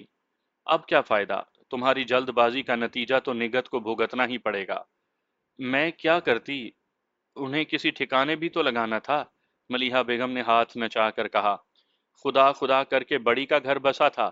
میں تو خوش تھی کہ چلو ایک کا نصیب کھلا ہے تو باقیوں کا بھی کچھ نہ کچھ ہو ہی جائے گا۔ سعادت علی نے تجویز پیش کی کہ رشتہ کروانے والی عورت سے رابطہ کرنا چاہیے۔ چنانچہ اس عورت کو ڈھونڈ کر گھر بلایا گیا۔ اس نے بڑی شرافت سے یہ بات قبول کر لی کہ اس نے رؤوف کے بارے میں کئی جگہ پر غلط بیانی سے کام لیا تھا۔ اس نے بتایا، مجھے رؤوف صاحب نے حقیقت حال بتانے سے سختی سے منع کیا تھا اور تاکید کی تھی کہ میں لڑکی والوں کو یہی بتاؤں کہ اس کے والدین اسی شہر میں رہتے ہیں، مگر وہ ان سے قطع تعلق کر چکا ہے۔ تم نے ہمیں بتایا تھا کہ رؤوف کے گھر چھوڑنے کی وجہ اس کی سوتیلی ماں کا ناروا سلوک تھا۔ ملیحہ بیگم نے اسے اس کی بات یاد دلائی۔ جی ہاں، رؤوف نے مجھے یہی پٹی پڑھائی تھی۔ سعادت علی خان نے پوچھا، اور حقیقت کیا ہے؟ اس نے حقیقت حال کھول کر بیان کر دی، جس کا ذکر مناسب موقع پر کیا جائے گا۔ نگہت گزشتہ 6 ماہ سے گھر آ کر بیٹھ گئی تھی۔ اس کے والدین کا خیال تھا کہ رؤوف ایک دن خود ان کے پاس آئے گا اور اپنے رویے پر پشیمانی ظاہر کر کے نگہت کو اپنے ساتھ لے جائے گا۔ ان کی امید اس وقت دم توڑ گئی جب انہیں پتہ چلا کہ عبد الرؤوف نے ناظم آباد والا فلیٹ فروخت کر دیا ہے۔ اس کے بعد ہی وہ دوڑے دوڑے میرے پاس آئے تھے۔ اس کیس کے بارے میں بہت سی معلومات مجھے بعد میں حاصل ہوئی تھی، خصوصاً نگہت اور عبد الرؤوف کی خانگی زندگی اور عبد الرؤوف کی غیر نصابی سرگرمیوں سے متعلق تفصیلات مجھے خود نگہت نے فراہم کی تھیں۔ میں نے واقعات کے تسلسل کو قائم رکھنے اور سامعین کی دلچسپی کو ملحوظ خاطر رکھتے ہوئے تفصیل بیان کر دی ہے۔ نوٹس کی ترسیل کے 1 ہفتے کے بعد ایک دراز قامت شکیل و جمیل شخص میرے دفتر میں داخل ہوا۔ اس وقت 5 بجنے میں 10 منٹ باقی تھے اور ہم دفتر بند کرنے ہی والے تھے کہ میری سیکرٹری کا گھر میرے راستے میں پڑتا تھا۔ میں اسے ڈراپ کرتے ہوئے نکل جاتا تھا۔ دفتر بند کرنے کی ذمہ داری آفس بوائے سکندر علی کی تھی۔ آنے والا بڑے غصے میں دکھائی دیتا تھا۔ میں نے دیکھا اس کے ہاتھ میں ایک لفافہ تھا۔ اس نے میرے کمرے میں داخل ہوتے ہی وہ لفافہ میرے سامنے میز پر پٹخ دیا۔ یہ کارنامہ آپ نے انجام دیا ہے؟ وہ خونخوار لہجے میں دھاڑا۔ میں نے اس کے رویے کی پرواہ کیے بغیر پیشہ ورانہ مسکراہٹ سے اس کا استقبال کیا، پھر خوشگوار لہجے میں ایک کرسی کی جانب اشارہ کرتے ہوئے کہا، آپ تشریف رکھیں، میرے پاس اتنا فالتو وقت نہیں ہے۔ وہ بدستور ناگواری سے بولا، میں صرف یہ پوچھنے آیا ہوں کہ اس نوٹس کا مقصد کیا ہے؟ اس نے انگلی کی مدد سے میز پر پڑے ہوئے لفافے کی طرف اشارہ کیا۔ میں نے پہلی ہی نظر میں لفافے کو پہچان لیا تھا۔ 1 ہفتہ قبل میں نے خود اپنے ہاتھوں سے عبد الرؤوف کے نام یہ لفافہ پوسٹ کیا تھا۔ آپ غالباً عبد الرؤوف ہیں، میں نے نرم لہجے میں کہا۔ نگہت پروین کے شوہر۔ اس عورت کا نام نہ لیں میرے سامنے۔ اس نے ایسا منہ بنایا جیسے کسی بد ذائقہ چیز کو نگل لیا ہو۔ میں نے اس کی وجہ سے بہت دکھ اٹھائے ہیں، یہ کہہ کر وہ کرسی پر بیٹھ گیا۔ اچھا، میں نے مصنوعی حیرت کا اظہار کیا، مگر میری موکلہ نے تو کوئی اور ہی کہانی سنائی ہے۔ اس نے میرے ظلم و ستم کی ایک طویل فہرست گنوائی ہوگی، اور اب وہ آہستہ آہستہ کھل رہا تھا اور اس کے لہجے میں غصہ بھی غائب ہو گیا تھا۔ اور یہ بھی کہا ہوگا کہ میں بہت بد کردار ہوں، شرابی اور زانی ہوں، بازاری عورتوں سے میرے تعلقات ہیں۔ کمال ہے، میں نے گفتگو میں دلچسپی لیتے ہوئے کہا، آپ کو یہ سب باتیں کیسے معلوم ہوئیں؟ کیا آپ ٹیلی پیتھی جانتے ہیں؟ آپ بھی بھولے بادشاہ ہیں وکیل صاحب۔ اسے دوبارہ غصہ آ گیا۔ مجھے تو حیرت ہے، آپ عدالت میں مقدمات کس طرح لڑتے ہوں گے؟ میں نے سن رکھا ہے کہ وکیل حضرات بہت شاطر اور چالاک ہوتے ہیں۔ میں نے کہا، میں آپ کی بات کا مطلب نہیں سمجھا وکیل صاحب۔ عورت کے چھل فریب کو سمجھنا آسان کام نہیں، اس کے لیے بہت تجربے کی ضرورت ہوتی ہے۔ اس شعبے میں ٹیلی پیتھی سے زیادہ تجربات کا عمل دخل ہے۔ معلوم ہوتا ہے کہ آپ ابھی تک اللہ کی اس نعمت سے محروم ہیں۔ میں نے ایک سرد آہ بھری پھر کہا، تمہارا اندازہ درست ہے۔ میں دانستہ اس سے بے تکلف ہو رہا تھا۔ اس طرح مجھے اس کی کمزوریاں جاننے کا زیادہ سے زیادہ موقع ملتا، جو مقدمے کی صورت میں میرے لیے خاصی مفید ثابت ہوتی۔ میں نے پوچھا، اس نوٹس کے بارے میں تمہارا کیا خیال ہے؟ جھوٹ کا پلندہ، وہ پر اعتماد لہجے میں بولا۔ اس میں پیش کیے گئے تمام مطالبات میں دروغ گوئی سے کام لیا گیا ہے۔ مطلب؟ میں نے وضاحت طلب نظروں سے اس کو دیکھا۔ وہ میرے سوال کا مطلب سمجھتے ہوئے بولا، اس سے بڑا جھوٹ اور کیا ہو سکتا ہے کہ سعادت علی خان جیسے ٹٹ پونجیے نے مجھے جہیز کے لیے 50,000 روپے دیے۔ پھر انعامی بانڈ والا قصہ بھی کتنی مضحکہ خیز بات ہے۔ وہ بانڈ میرے پاس 5 سال سے رکھا ہوا تھا جس پر انعام نکلا تھا۔ نگت والا بانڈ تو ابھی تک میرے پاس موجود ہے، لیکن وہ لوگ میری بات کا یقین کرنے کو تیار نہیں۔ باقی رہی بات زیورات کی، تو وہ نگت جاتے وقت اپنے ساتھ لے گئی تھی۔ میں تو اس وقت اسٹیٹ ایجنسی پر تھا۔ اس کی آنکھوں میں مکاری اور چال بازی کے ملے جلے تاثرات تھے۔ مجھے اندازہ ہو گیا کہ اس سے نمٹنے کے لیے خصوصی پینترے استعمال کرنا پڑیں گے۔ اس نے جہیز اور انعامی بانڈ کی رقم کو ہڑپ کرنے کا بڑا مضبوط جواز تراش لیا تھا۔ اس سلسلے میں میری موکلہ کی پوزیشن خاصی کمزور تھی۔ نہ تو جہیز کی رقم کی ادائیگی کا کوئی گواہ موجود تھا، اور نہ ہی یہ ثابت کیا جا سکتا تھا کہ نگت والے بانڈ پر ہی انعام نکلا تھا۔ میں نے ایک اور رخ سے حملہ کیا۔ میری موکلہ تو اپنے واجبات کے حصول کے لیے کورٹ تک جانے کا ارادہ رکھتی ہے۔ وہ تو میں نے اسے روک رکھا ہے، ورنہ اب تک کیس عدالت میں لگ چکا ہوتا۔ وہ میرا کچھ نہیں بگاڑ سکتی، وہ بے پرواہی سے بولا۔ میں نے کہا، مگر میں تمہارے خیال سے اتفاق نہیں کرتا۔ پھر میں نے نکاح کی نقل اس کے سامنے پھیلاتے ہوئے کالم نمبر 20 کی طرف اشارہ کرتے ہوئے پوچھا، اس کے بارے میں تم کیا کہتے ہو؟ مذکورہ کالم میں نان نفقے کے بارے میں تحریر کیا گیا تھا، اسی لیے تو میں آپ کے پاس آیا ہوں وکیل صاحب۔ اسے احساس ہو گیا تھا کہ میں نے اس کی دکھتی رگ پر انگلی رکھ دی تھی۔ اس سلسلے میں کچھ رقم خرچ کر سکتا ہوں۔ بات کچھ رقم کی نہیں، میں نے کہا۔ تحریر کے مطابق 6 ماہ کا نان نفقہ باحساب 1200 روپے ماہوار مبلغ 7,200 روپے بنتا ہے۔ یہ تو تمہیں ہر صورت ادا کرنا ہوگا۔ علاوہ ازیں تم نے اس عرصے کے دوران میں حقوق زوجیت بھی پورے نہیں کیے۔ آپ بہت زیادہ رقم بتا رہے ہیں وکیل صاحب۔ بالکل سیدھا حساب ہے، اس میں الجھن کی کیا بات ہے؟ وہ سوچتے ہوئے بولا، میں 3,000 تک دینے کو تیار ہوں، خواہ مخواہ کورٹ کچہری کے جھمیلے میں پڑنے سے فائدہ۔ میں نے بظاہر اس کے خیال کی تصدیق کرتے ہوئے کہا، تم بالکل ٹھیک کہتے ہو، یہ میاں بیوی کا آپس کا معاملہ ہے جسے گھر میں ہی نمٹا لینا چاہیے، کورٹ میں جانے کی نوبت نہیں آنی چاہیے۔ خدا آپ کا بھلا کرے۔ اس کے چہرے پر مجھے پہلی مرتبہ خوشی جھلکتی دکھائی دی۔ وہ اپنی دانش میں مجھے اپنے جال میں پھانسنے میں کامیاب ہو گیا تھا۔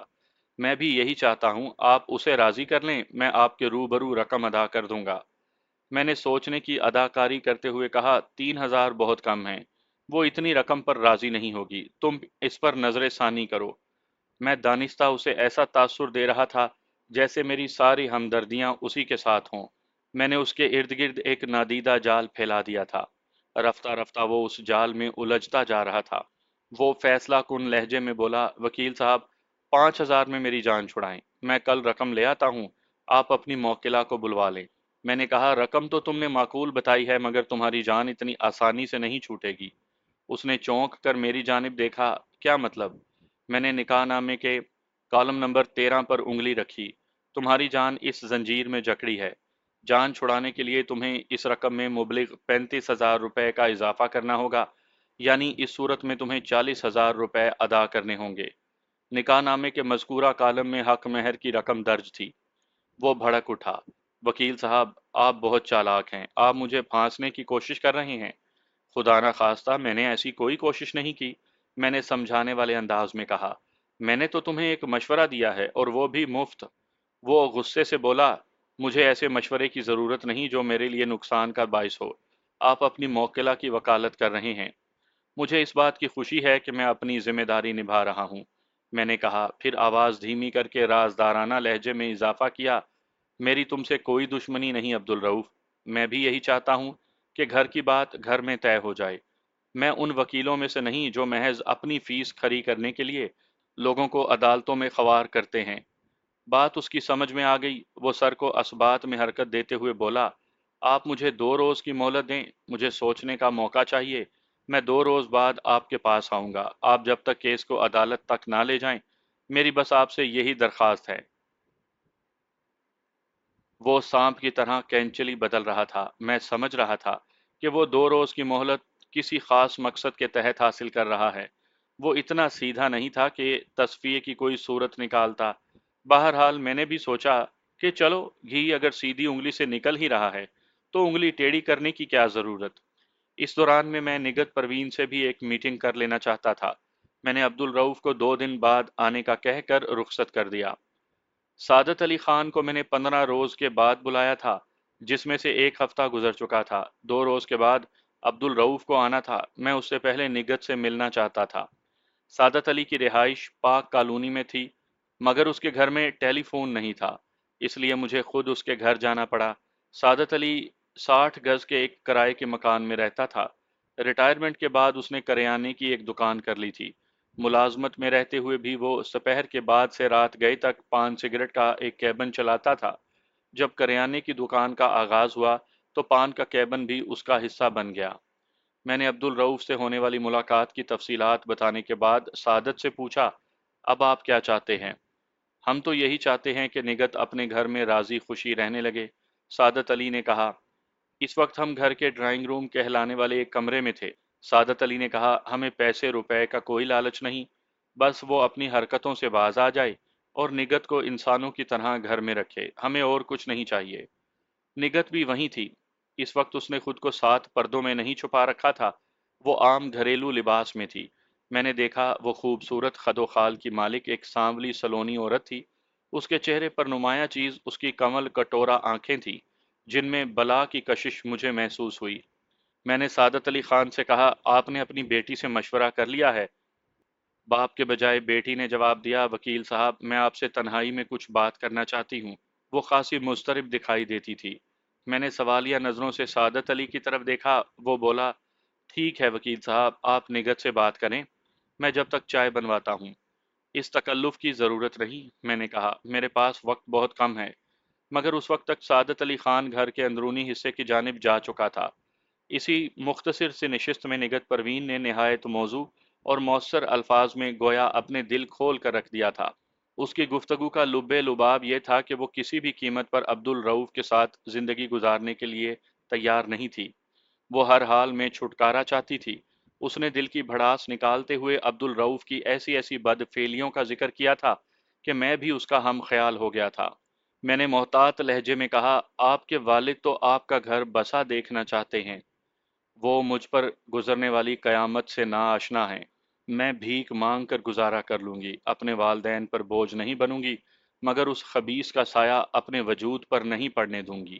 میں نے کہا، اس صورت میں تو مجھے آپ کی طرف سے خلا کی درخواست عدالت میں دائر کرنا پڑے گی۔ آپ کچھ بھی کریں، بس مجھے اس کی نحوست سے نجات دلائیں۔ خلا کی صورت میں آپ کو حق مہر کی رقم چھوڑنی پڑے گی۔ انعامی بانڈ کی رقم اور جہیز والے 50,000 روپے ملنے کے امکانات بھی معدوم ہیں۔ زیورات بھی اس نے آپ کے کھاتے میں ڈال دیے ہیں۔ آپ اچھی طرح سے سوچ لیں، اس طرح سراسر آپ کا مالی نقصان ہوگا۔ نگت نے دوپٹے کے پلو سے آنکھیں صاف کرتے ہوئے دل گرفتہ لہجے میں کہا، میں لعنت بھیجتی ہوں ایسی دولت پر جس سے سکھ کی ایک سانس نہ خریدی جا سکے۔ میں سب کچھ چھوڑنے کو تیار ہوں۔ آپ میری جانب سے کل ہی خلا کی درخواست دائر کر دیں۔ اسی وقت سعادت علی بھی کمرے میں داخل ہوا اور اس کے پیچھے پیچھے ملیحہ بیگم بھی۔ چائے کی ٹرے اٹھائے ہوئے اندر آ گئی۔ نگت کو مجبوراً خاموش ہونا پڑا۔ چائے کے دوران میں ہلکی پھلکی رسمی گفتگو ہوتی رہی۔ پھر میں ان سے یہ وعدہ کر کے وہاں سے اٹھایا کہ ان کے ہر ممکن قانونی مدد کی کوشش کروں گا۔ دوسرے روز میں نے دفتر آنے کے بعد عبد الرؤف کی اسٹیٹ ایجنسی پر فون کیا۔ وہ جاتے ہوئے مجھے اپنا وزٹنگ کارڈ دے گیا تھا۔ اسے اگلے روز میرے پاس آنا تھا، مگر میں چاہتا تھا کہ جلد از جلد اس مسئلے کو حل کر دوں۔ میری دلی خواہش تھی کہ میں نگت کو عبد الرؤف سے نجات دلانے کے ساتھ ساتھ ایک معقول رقم بھی دلوا دوں۔ اسی لیے مجھے عبد الرؤف کو شیشے میں اتارنا تھا۔ میں بخوبی جانتا تھا کہ اگر عدالت میں خلا کا مقدمہ چلا تو نگت کے ہاتھ کچھ بھی نہیں آئے گا۔ تیسری گھنٹی پر دوسری جانب سے ریسیور اٹھا لیا گیا۔ پھر کسی کی آواز آئی، ہیلو، رؤف اسٹیٹ ایجنسی۔ دوسری طرف سے بولنے والا عبد الرؤف نہیں تھا، بلکہ وہ کسی نوجوان لڑکے کی آواز تھی۔ میں نے اپنا تعارف کروائے بغیر پوچھا، عبد الرؤف صاحب سے بات ہو سکتی ہے؟ وہ اس وقت اپنے گھر پر ہوتے ہیں۔ میرے ذہن میں روشنی کا ایک جھماکہ ہوا۔ مجھے رؤف کی نئی رہائش گاہ کا علم نہیں تھا۔ میں نے ایک چال چلنے کا فیصلہ کیا۔ مجھے ان کا گھر کا ایڈریس چاہیے بیٹا، میں نے شفقت آمیز لہجے میں کہا۔ ایک لمحے کے تذبذب کے بعد اس نے بتایا وہ گلشن اقبال میں کہیں رہتے ہیں۔ گھر کا صحیح پتہ تو مجھے معلوم نہیں۔ چلو کوئی بات نہیں، میں نے بدستور نرم لہجے میں کہا، ان کا فون نمبر تو تمہارے پاس ہوگا؟ اس نے پوچھا، آپ کون ہیں؟ میں نے اندھیرے میں ایک تیر چھوڑا، تم شاید اس ایجنسی پر نئے آئے ہو، میں عبد الرؤف کا ایک دوست غفار بھائی بات کر رہا ہوں۔ میرے پاس سے ان کا گھر کا ٹیلی فون نمبر کہیں ادھر ادھر ہو گیا ہے اور اس وقت ان سے بات کرنا ضروری ہے۔ میرا تیر نشانے پر لگا۔ اس نے کہا، مجھے اس ایجنسی پر کام کرتے ہوئے ابھی 4 ماہ ہوئے ہیں۔ سوری انکل، میں نے آپ کو پہچانا نہیں۔ آپ سیٹ سے میری شکایت نہ کیجیے گا۔ کوئی بات نہیں بیٹا، بعض اوقات ایسی غلطی ہو ہی جاتی ہے۔ اس نے چاؤ سے مجھے گلشن اقبال کا ایک ٹیلی فون نمبر لکھوا دیا۔ دوسرے ہی لمحے میری انگلیاں وہ نمبر ڈائل کر رہی تھی۔ بیل مسلسل جا رہی تھی مگر کوئی اٹینڈ نہیں کر رہا تھا۔ میں نے فون بند کرنے کا ارادہ کیا ہی تھا کہ دوسری جانب سے ریسیور اٹھا لیا گیا۔ پھر میری کان میں خمار آلود نسوانی آواز آئی، ہیلو۔ میرا چونک جانا ایک فطری بات تھی۔ مجھے توقع نہیں تھی کہ اس نمبر پر کسی عورت سے ہم کلام ہونا پڑے گا۔ ایک لمحے کے لیے میرے ذہن میں آیا کہ شاید کوئی رانگ نمبر لگ گیا ہے۔ پھر بھی میں نے اپنی تسلی کی خاطر کہا، عبد الرؤف صاحب سے بات ہو سکتی ہے؟ وہ جو کوئی بھی تھی شاید نیند سے جاگی تھی یا پھر نشے میں تھی۔ آپ کی تعریف؟ میں غفار بھائی بات کر رہا ہوں، میں نے جلدی سے کہا۔ چند روز پیشتر کینیا سے آیا ہوں۔ عبد الرؤف میرے بہت اچھے دوست ہیں، پورے 3 سال کے بعد وطن لوٹا ہوں۔ آپ کون ہیں؟ میں ان کی بیوی ہوں۔ میرے ذہن میں جیسے ایک ننھا سا بلب جلنے بجھنے لگا۔ تو کیا عبد الرؤف نے دوسری شادی کر لی تھی، اور وہ بھی پہلی بیوی کی موجودگی میں؟ میں نے اپنے لہجے کو خوشگوار بناتے ہوئے اسے مزید کریدنے کی کوشش کی۔ اچھا اچھا، رؤف نے ایک بار اپنے خط میں تذکرہ تو کیا تھا، آپ غالباً نگت بھابی ہیں۔ ایک لمحے کی خاموشی کے بعد جواب دیا گیا، میرا نام فیروزہ ہے، فیروزہ رؤف۔ نگت کو رؤف نے 6 ماہ قبل طلاق دے دی تھی۔ او، میں نے ایک طویل سانس خارج کرنے کی اداکاری کی، پھر کہا، یہ بات میرے علم میں نہیں تھی، آپ کی شادی غالباً حال میں ہوئی ہے؟ جی ہاں، رسیور میں فیروزہ کی آواز ابھری، 1 ماہ پہلے ہی ہماری شادی ہوئی ہے۔ بہت بہت مبارک ہو بھابھی، میں نے خوش دلی سے کہا۔ اب تو آپ سے ملاقات ضروری ہو گئی ہے، میں کسی دن حاضری دوں گا۔ ضرور آئیے گا، فیروزہ نے شائستہ لہجے میں کہا، اور پھر اسے کچھ یاد آ گیا تو پوچھنے لگی، آپ نے اپنا نام کیا بتایا تھا بھائی صاحب؟ میں نے مذکورہ نام دہرایا۔ وہ بولی، آپ ہولڈ کریں، میں رؤف کو جگاتی ہوں۔ میں نے جلدی سے کہا، اگر وہ سو رہے ہیں تو انہیں ڈسٹرب نہ کیجیے، میں رات میں فون کر لوں گا۔ پھر میں نے خدا حافظ کہہ کر رابطہ منقطع کر دیا۔ عبد الرئیف کی دوسری شادی کا سن کر میرے کان کھڑے ہو گئے۔ اس نے فیروزہ سے غلط بیانی سے کام لیا تھا کہ وہ پہلی بیوی یعنی نگت پروین کو طلاق دے چکا تھا، جبکہ حقیقت اس کے برعکس تھی۔ دھوکے باز عبد الرؤف خود ہی میری گرفت میں آ رہا تھا۔ اب مجھے نگت کی جانب سے خلا کا دعویٰ دائر کرنے کی ضرورت نہیں تھی۔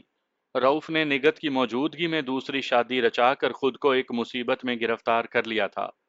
اب وہ میرے ہاتھوں سے بچ نہیں سکتا تھا، مگر اس سے پہلے مجھے کچھ اور ثبوت حاصل کرنا تھے، جن میں سر فہرست متعلقہ ثالثی کونسل کے دفتر سے عبد الرؤف اور فیروزہ کے نکاح نامے کی نقل حاصل کرنی تھی، اور یہ ایک وکیل ہونے کے ناطے میرے لیے کوئی مشکل کام نہیں تھا۔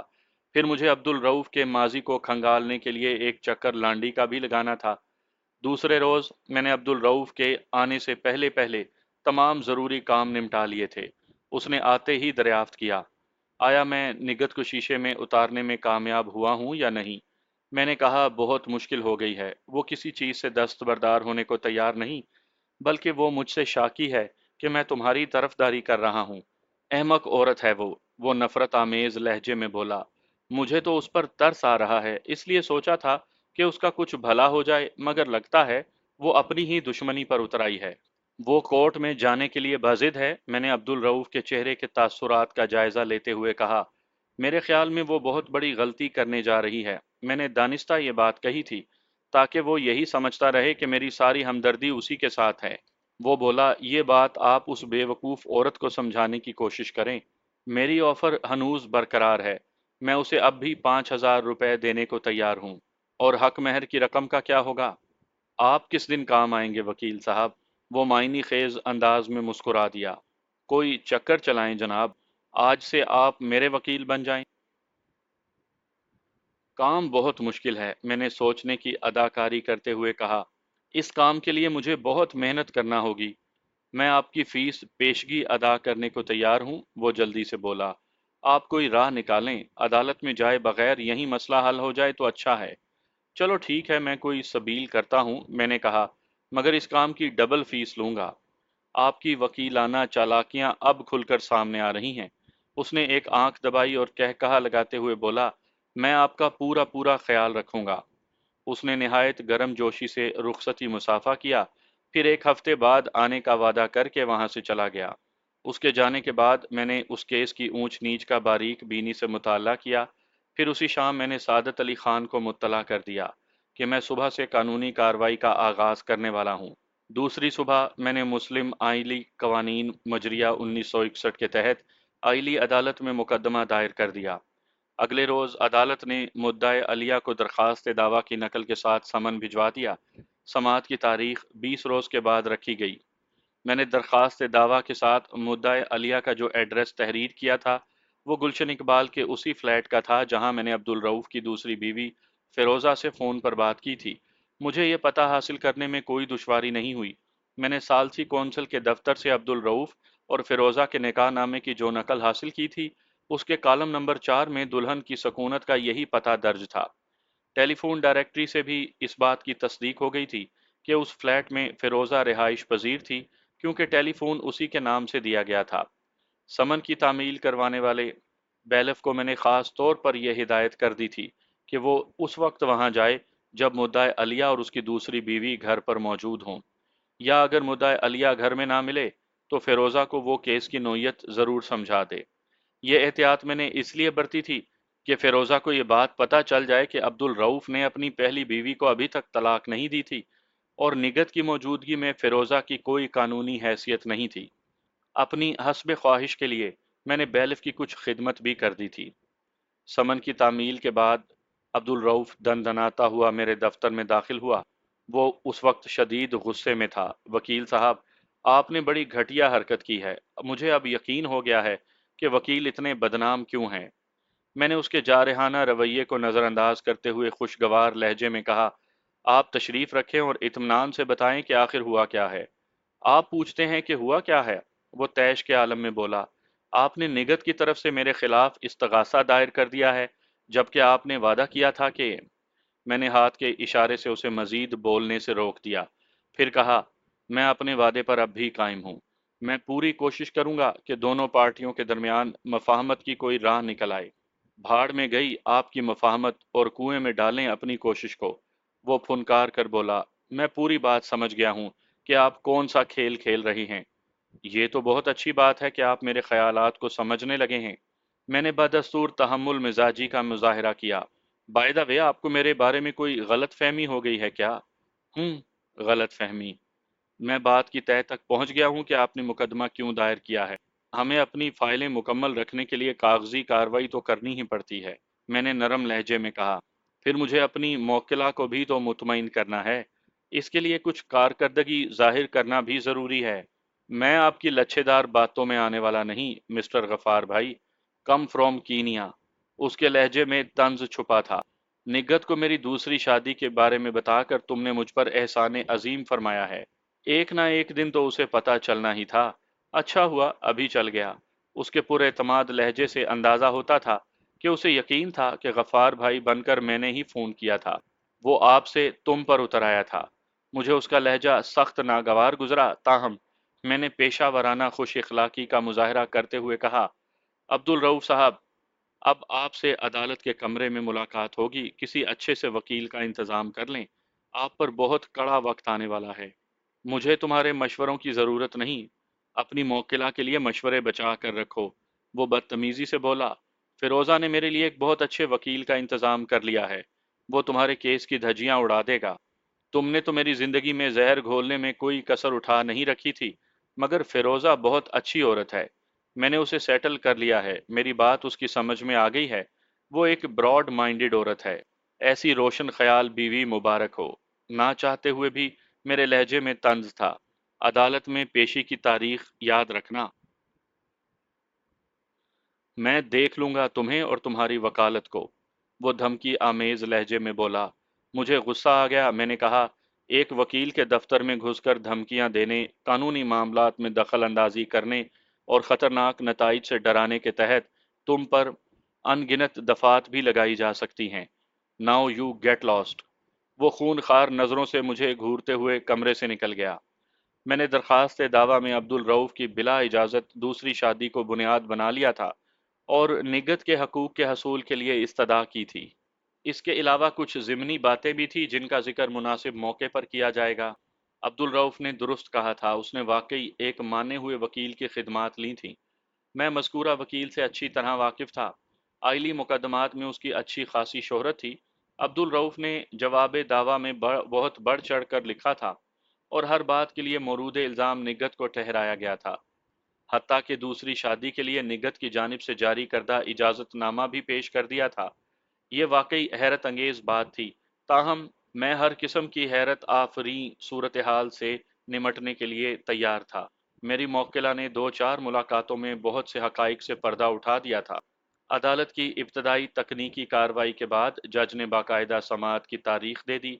अब्दुल रऊफ के वकील ने अदालत से इस्तदा की थी कि पहले उसे जिरा का मौका दिया जाए और जज ने मेरी रजामंदी के बाद उसे इजाज़त दे दी थी। अगली पेशी पर मेरी मौक्किला निगत परवीन ने कटहरे में खड़े होकर सच बोलने का हलफ उठाया तो वकील सफाई ने जिरा का आगाज किया। निगत आज भी पूरी तरह लिबास में लिपटी हुई थी। मोहतरमा निगत परवीन साहिबा। ऑब्जेक्शन योर ऑनर, मैंने अपनी जगह से उठकर जोरदार आवाज में कहा। वकील सफाई को उम्मीद नहीं थी कि मैं यूं उसे आड़े हाथे लूंगा। उसके चेहरे पर नागवारियत के तासुरात थे। जज ने हैरत से मेरी जानिब देखा और पूछा, बेग साहब, क्या कहना चाहते हैं आप? मुझे अपने फाजिल दोस्त के तर्ज तखातुब पर एतराज़ है जनाब आला, मैंने कहा। मेरी मौकिला मुद्दाए अलिया अब्दुल रऊफ की कानूनी और शरई बीवी है।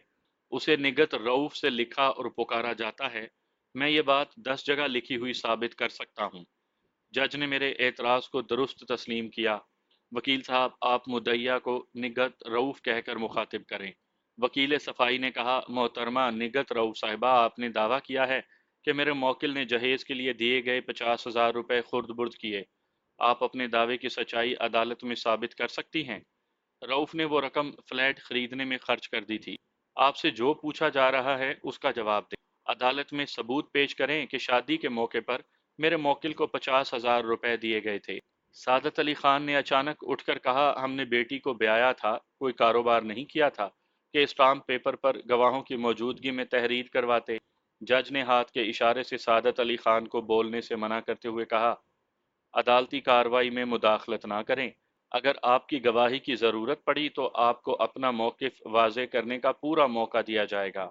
फिर जज ने वकील सफाई से कहा, आप अपनी जिरात जारी रखें।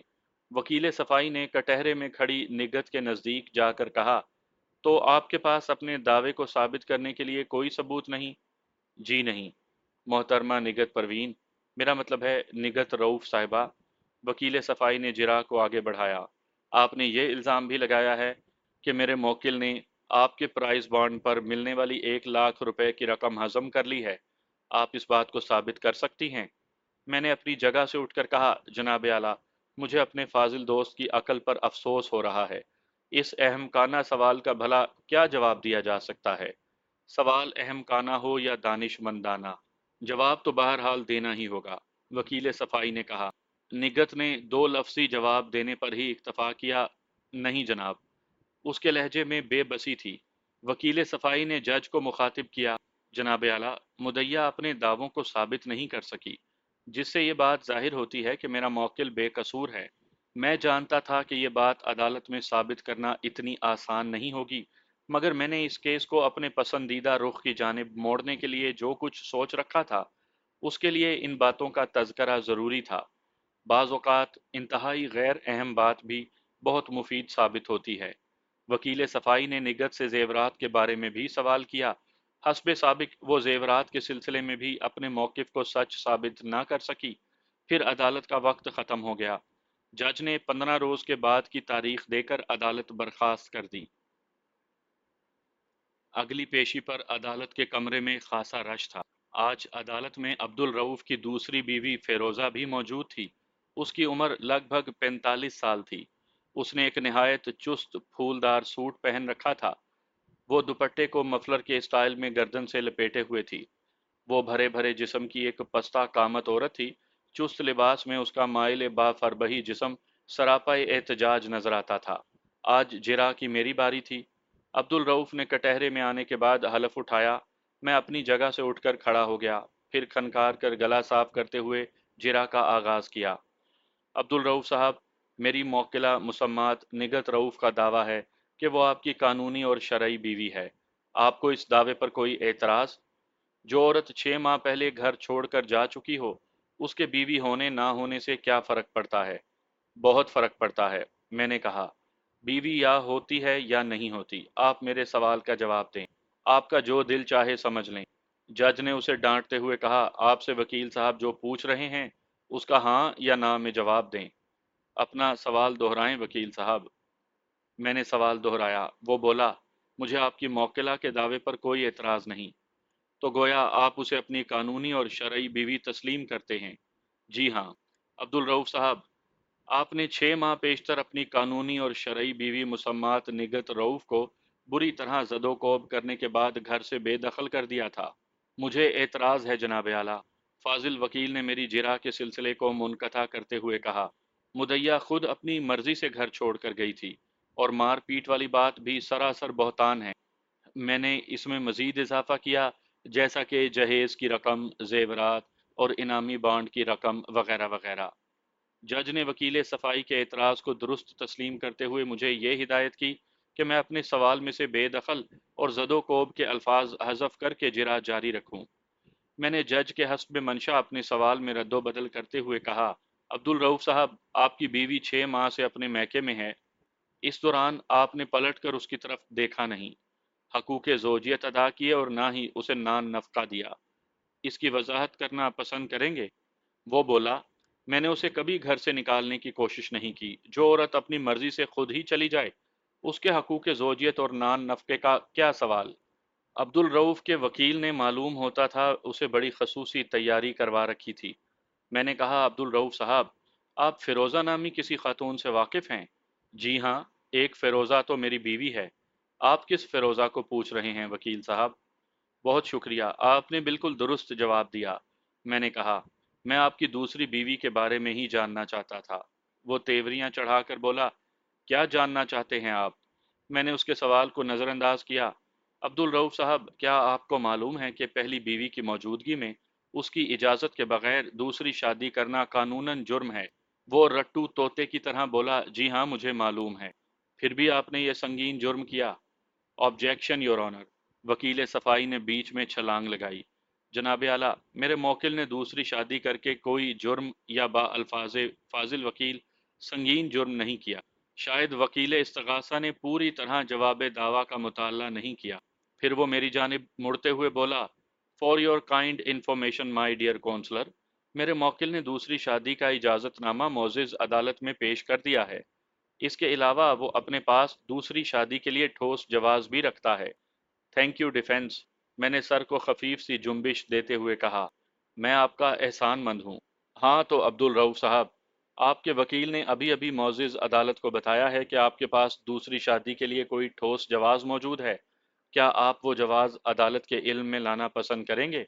मैंने दूसरी शादी का इजाज़तनामा पेश कर दिया है, उसे हम बाद में देखेंगे। मैंने सख्त लहजे में कहा, आप वो ठोस जवाब पेश करें जिसकी बिना पर आपने दूसरी शादी की है। वकील सफाई अपनी जगह से उठकर बोला, जनाब आला, मेरे फाजिल दोस्त खामखा अदालत का वक्त ज़ाया कर रहे हैं। जज ने वकील सफाई के एतराज़ को रद्द करते हुए मुझे जिरा जारी रखने का इशारा किया। मैंने पूछा, अब्दुल रऊफ साहब, अदालत वो जवाज़ जानना चाहती है जिसकी वजह से आप मेरी मौकिला पर सोकन ले आए। जो औरत औलाद ना पैदा कर सकती हो उसका क्या फ़ायदा? वो गुस्से से बोला, मुझे अपनी नस्ल चलाने का हक नहीं है क्या? یقیناً یہ آپ کا حق ہے، میں نے کہا، لیکن آپ نے یہ کیسے کہہ دیا کہ میری موکلہ اولاد پیدا کرنے کے قابل نہیں؟ یہ تو سامنے کی بات ہے، ابھی تک اس کا پاؤں بھاری نہیں ہوا۔ میں نے مسکراتے ہوئے پوچھا، عبد الرؤف صاحب، آپ کی شادی کو کتنا عرصہ ہوا ہے؟ میرا مطلب پہلی شادی سے ہے۔ اس نے جواب دیا، تقریباً 2.5 سال۔ میں نے کہا، میری موکلہ گزشتہ 6 ماہ سے اپنے میکے میں ہے۔ اگر آپ کی بتائی ہوئی مدت سے 6 ماہ نکال دیے جائیں تو اس کا مطلب ہے کہ آپ دونوں میاں بیوی نے تقریباً 2 سال ایک چھت کے نیچے گزارے ہیں، یعنی آپ کی ازدواجی تعلقات کا عرصہ 2 سال۔ آپ نے اس عرصے کے دوران میں اپنی بیوی میں کوئی کمی محسوس کی؟ اس سے بڑی کمی اور کیا ہوگی کہ اس کی گود ابھی تک ہری نہیں ہوئی۔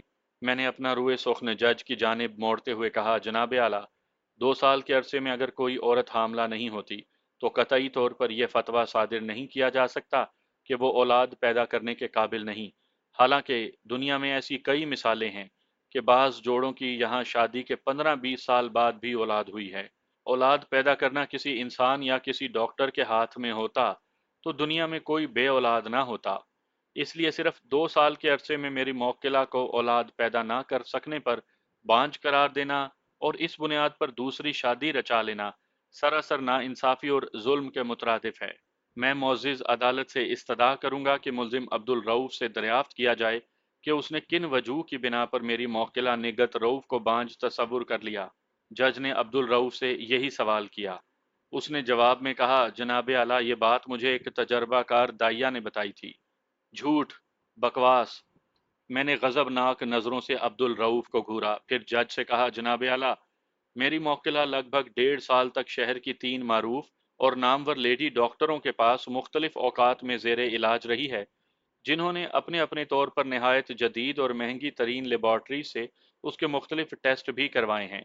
تمام لیڈی ڈاکٹروں اور لیبارٹریز کی رپورٹ کے مطابق میری موکلہ 100% بچہ پیدا کرنے کے قابل ہے۔ آپ ان رپورٹس اور ڈاکٹروں کی آراء کا مطالعہ کر سکتے ہیں۔ پھر میں نے اپنی فائل میں سے تینوں لیڈی ڈاکٹروں کی آراء ماں نگہت پروین کے اس دوران میں کیے گئے ٹیسٹ کی رپورٹس نکال کر جج کی طرف بڑھا دیں۔ یہ تمام چیزیں مجھے نگہت پروین نے مہیا کی تھیں۔ وکیل صفائی کے چہرے پر خیمہ زن اطمینان متزلزل ہوتا نظر آ رہا تھا۔ عبد الرؤف بھی بار بار بے چینی سے کبھی جج کی جانب اور کبھی اپنے وکیل کی طرف دیکھ رہا تھا۔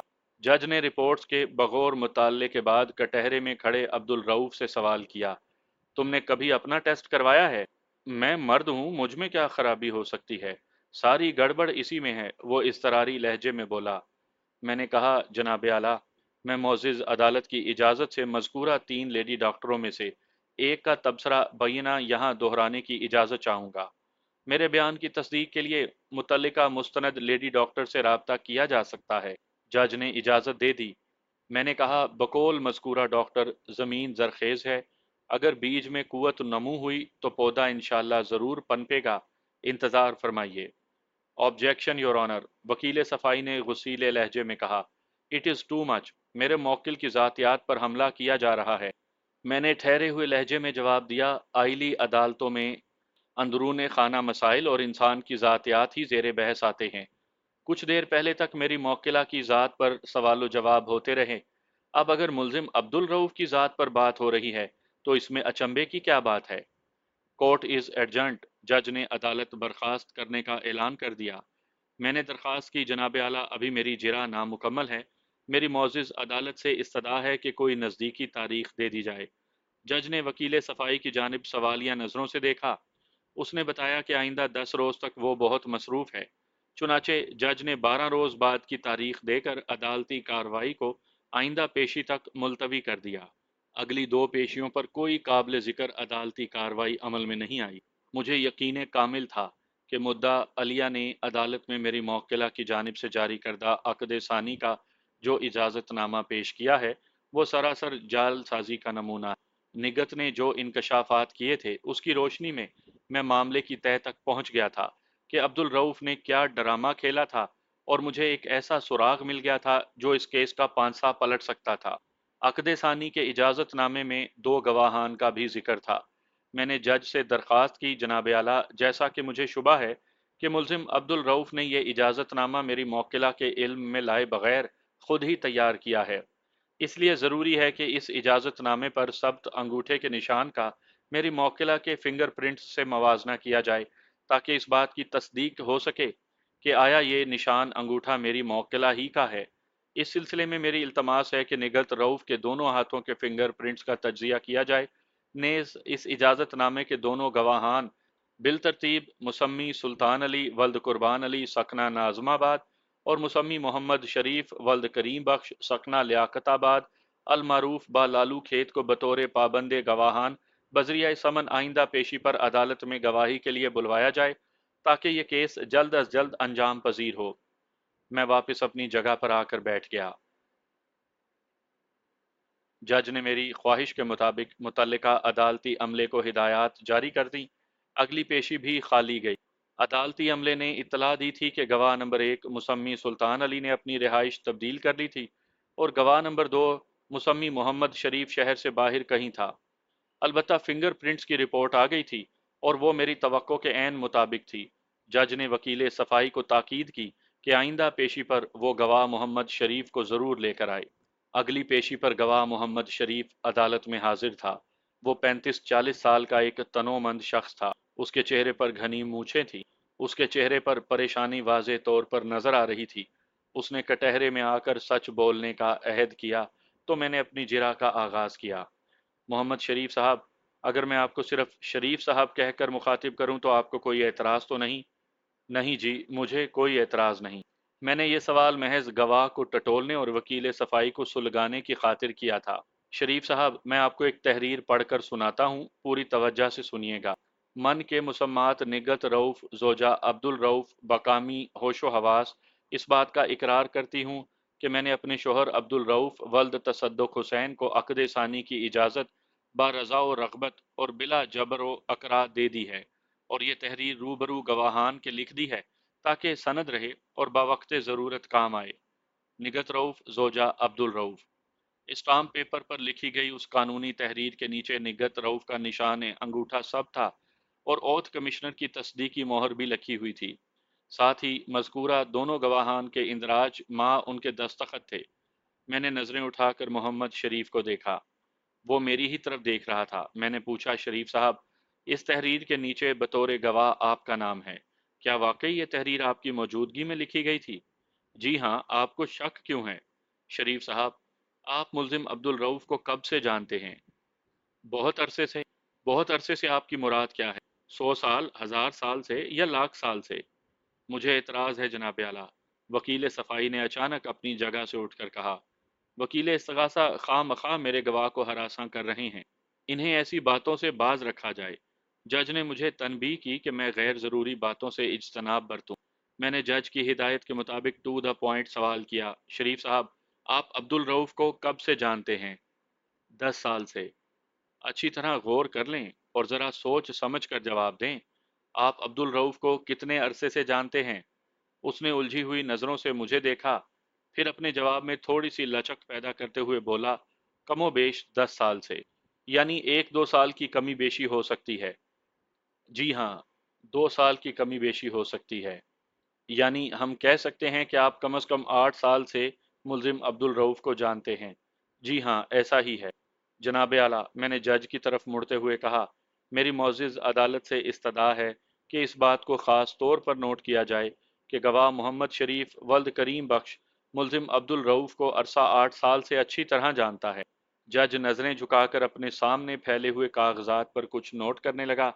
میں نے وکیل صفائی سے کہا، ڈیئر کونسلر، آپ بھی اپنے ریکارڈ کی تکمیل کے لیے نوٹ فرما۔ اس نے کوئی جواب نہیں دیا۔ جج نے مجھ سے پوچھا، بیگ صاحب، آپ اس سے کیا ثابت کرنا چاہتے ہیں؟ میں نے ہونٹوں پر مسکراہٹ سجاتے ہوئے کہا، میں اس سے یہ ثابت کرنا چاہتا ہوں جناب اعلیٰ کہ گواہ سراسر جھوٹ بول رہا ہے۔ کیا مطلب؟ جناب اعلیٰ، ملزم عبد الرؤف کی عمر ابھی صرف 5 سال ہے۔ یہ کیا خرافات ہے؟ وکیل صفائی ایک جھٹکے سے اٹھ کر کھڑا ہو گیا۔ اسی جلد بازی میں اس کا پاؤں برابر والی کرسی سے الجھ گیا اور وہ گرتے گرتے بچا۔ اس کے چہرے پر خجالت نے ڈیرا جما رکھا تھا۔ میں نے کہا، یہی حقیقت ہے میرے پیارے دوست۔ اس کے ساتھ ہی عدالت کا وقت ختم ہو گیا۔ منظر پھر اسی آئلی عدالت کا تھا۔ ملزموں کے کٹہرے میں عبد الرؤف کھڑا بڑی کینہ پرور نظروں سے مجھے تک رہا تھا۔ जज ने मुझे हिदायत की थी कि मैं अपने दावे को साबित करने के लिए दलाइल दूं। मेरा दावा था कि अब्दुल रऊफ अभी महज 5 साल का हुआ था। गवाहों के कटहरे में खड़े मोहम्मद शरीफ वल्द करीम बख्श ने पुरजोर तस्दीक की थी कि वो गुज़िश्ता 8 साल से मुलजिम अब्दुल रऊफ को जानता था। जज ने आज की कार्रवाई का आगाज करते हुए कहा, बेग साहब प्लीज प्रोसीड। मैं अपनी जगह से उठकर मुलजिम अब्दुल रऊफ के पास आ गया, फिर अपनी फाइल में से 5-7 साइज का फोटो निकालकर उसकी तरफ बढ़ाते हुए पूछा, अब्दुल रऊफ साहब इसे पहचानते हैं आप? उसे जैसे बिजली का झटका सा लगा। फोटो को देखते ही वो उछल पड़ा। जज बगौर उसके तासुरात का जायजा ले रहा था। मैंने अपने सवाल को दोहराया। वो घिघियाए हुए लहजे में बोला, जी हाँ, ये मेरे वालिद की तस्वीर है, मगर आपको ये कहाँ से मिली? मैं उसके सवाल को नज़रअंदाज करके जज की सिमत बढ़ गया। फिर मज़कूरा फ़ोटो उसकी जानिब बढ़ाते हुए कहा, जनाब आला ये फ़ोटो मुलजिम अब्दुल रऊफ़ के वालिद साहब तसद्दुक़ हुसैन का है। आप भी मुलाहिज़ा फरमाइए। जज ने एक नज़र फ़ोटो पर डालकर उसे अपने सामने रख लिया। मैं अब्दुल रऊफ़ की तरफ बढ़ा और अपनी फ़ाइल से एक दूसरा फ़ोटो निकालकर उसे दिखाते हुए पूछा, इन्हें भी गालिबन आप ज़रूर पहचानते होंगे। उस तस्वीर को देखते ही उसके चेहरे पर जर्दी छा गई। मुझे महसूस हुआ जैसे वो अब गिरा कि तब गिरा, मगर वो खासा सख्त जान साबित हुआ और कटहरे का सहारा लेकर उसने खुद को संभाल लिया। मैंने उसके हाथ से फोटो लेकर जज की खिदमत में पेश किया, फिर कहा, योर ऑनर, ये एक ग्रुप फोटो है जो किसी शादी के मौके पर बनाया गया है, क्योंकि इसमें नजर आने वाले 4 अफराद में से 2 दुल्हा और दुल्हन हैं। इनके लिबास इस बात की गवाही दे रहे हैं। मैंने दानिस्ता एक लम्हे का तवक्कुफ किया, फिर बोला, जनाब आला, दुल्हा और दुल्हन बीच में खड़े हैं। दुल्हा के बाएं तरफ एक और साहब नजर आ रहे हैं। इसी तरह दुल्हन के बाएं जानिब एक नौजवान लड़की खड़ी है। वकील सफाई की उकताहट आमेज नज़रों में अब दिलचस्पी का अंसर नुमाया हो रहा था। जज पूरी तवज्जो से मेरे दलाइल सुन रहा था और अब्दुल रऊफ की हालत हर गुजरते लम्हे के साथ गैर से गैर तर होती जा रही थी। मैंने कहा, जनाब आला, तस्वीर में नजर आने वाले दुल्हा और दुल्हन मुलजिम के भाई और भावज यानी अब्दुल रऊफ के बड़े भाई शफकत हुसैन और उनकी अहलिया नायला बेगम हैं। ये शादी 6 साल कबल लांढी में अंजाम पाई थी। अब्दुल रऊफ की भावज के साथ नौजवान लड़की अब्दुल रऊफ और शफकत हुसैन की इकलौती छोटी बहन नाहीद है। और अफसोस कि अब ये तीनों मरहूम हो चुके हैं। ये चौथा शख्स कौन है? जज ने पूछा। ये जो दुल्हा के साथ लगा खड़ा है। समझ लें ये भी मर चुका है और जिंदा भी है। बेग साहब अपनी बात की वजाहत करें। जज ने कहा, जनाब आला, आप जिस शख्स की बाबत मुझसे दरियाफ्त कर रहे हैं उसका नाम फरीद हुसैन था, मगर ये कई साल पहले की बात है। गुज़िश्ता 5 साल से वो अब्दुल रऊफ है। यही अब्दुल रऊफ जो आपके सामने कटहरे में खड़ा है।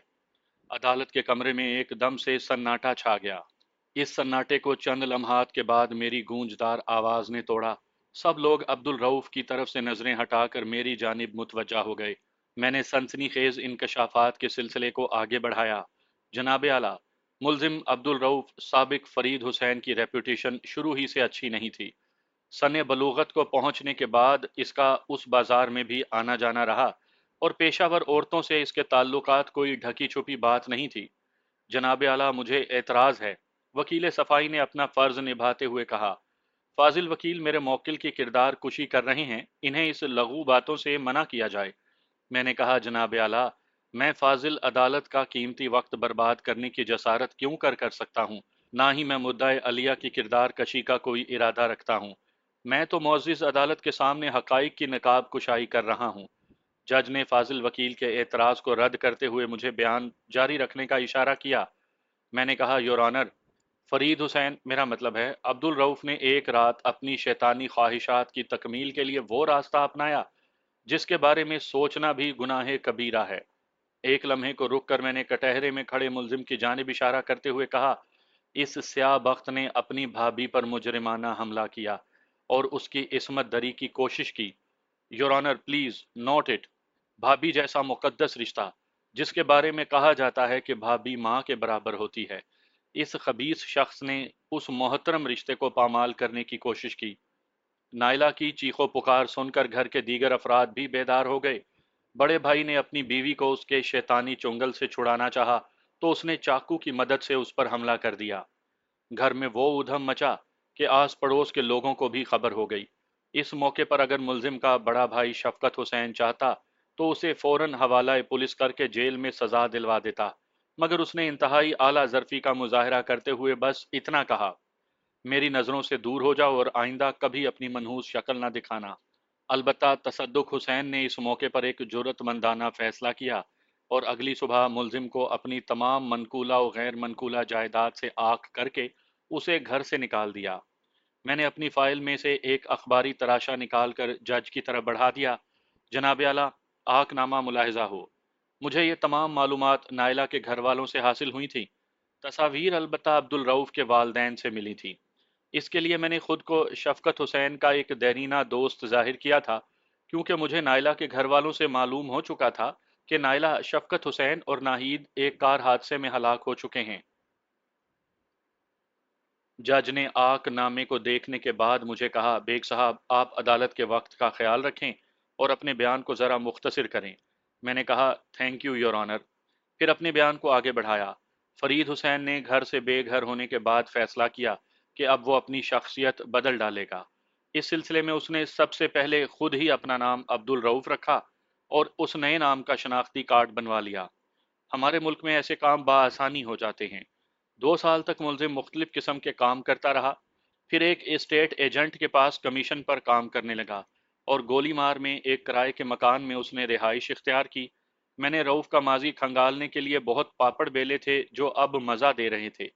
बाजारी औरतों से इसके रवाबित बदस्तूर कायम थे। इसी दौरान में उस पर मुनकशिफ हुआ कि वो एक पेचीदा जिनसी बीमारी में मुब्तला था। डॉक्टरों ने मशवरा दिया कि या तो वो औरत के पास जाना ही छोड़ दे या फिर किसी घरेलू लड़की से शादी कर ले, वरना उसका इलाज मुमकिन नहीं। डॉक्टरी मशवरे की पहली सूरत उसके बस में नहीं थी और दूसरी सूरत उसको उसने अपने बस में बनाने के लिए एक झूठ का सहारा लिया और एक रिश्ते करवाने वाली औरत के तवस्सुत से गलत बयानी से काम लेते हुए मेरी मौकिला निगत परवीन से शादी कर ली। गुड, वंडरफुल, बड़ी दिलचस्प कहानी है। वकील सफाई ने उठकर कहा, योर ऑनर, प्रोसिक्यूटर खूबसूरत कहानियां घड़ने के माहिर हैं। मैंने तुर्की ब तुर्की जवाब दिया, मैं बदसूरत कहानियों को खूबसूरत अंजाम देना भी जानता हूँ। आपकी बयान करदा कहानी का जेरे समात केस से कोई ताल्लुक नहीं, वकील सफाई ने कहा। मैंने भी जवाब दिया, ये फैसला करना अदालत का काम है। आप खामखा अदालत का वक्त ज़ाया कर रहे हैं। ऑर्डर प्लीज, जज ने हमें बाहमी तकरार से रोक दिया। वकील सफाई ने कहा, योर ऑनर, हम अपने मौजू से हट रहे हैं, हमें समात केस पर तवज्जो देनी चाहिए। डेट्स ओके, मैंने कहा। मेरे फाजिल दोस्त, आप खातिर जमा रखें, मैं उसी तरफ आ रहा हूँ। एक लम्हे के लिए मैंने हाजरीन अदालत पर निगाह दौड़ाई, फिर जज की जानिब मुड़ते हुए कहा, जनाब आला, जब मुलजिम की शादी हुई तो वो उस वक्त गोली मार में किराए के मकान में रिहाइश पजीर था। फिर जब मेरी मौकिला का बॉन्ड लगा और उसे इनाम मिला तो मुलजिम ने पहले से मौजूद 50,000 रुपए उसमें शामिल किए और कुछ अपनी तरफ से उसमें मिलाकर नाजमाबाद में 3 कमरे का एक फ्लैट खरीद लिया, जिसकी कीमत उस वक्त मुलजिम ने 1,75,000 अदा की थी। एम आई राइट? ये सरासर झूठ है।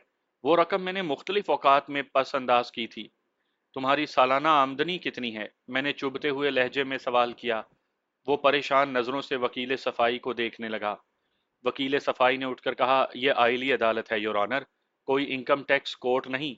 मैंने मुतलका सवाल पूछा, मुलजिम अब्दुल रऊफ, जिस दिन तुम्हें पता चला कि तुम्हारा 1 लाख का इनाम निकला है, उसी रात तुमने एक स्टाम्प पेपर पर अपनी बीवी निगत रऊफ से अंगूठा लगवाया था, वो किस सिलसिले में था? ऐसा तो कोई वाकया पेश नहीं आया था। तुम झूठ बोलते हो। अब्दुल रऊफ ने चोर नजरों से अदालत के कमरे में बैठी हुई निगत परवीन को देखा। उसकी नज़र अपनी दूसरी मनकूहा फिरोजा की जानिब उठ गई।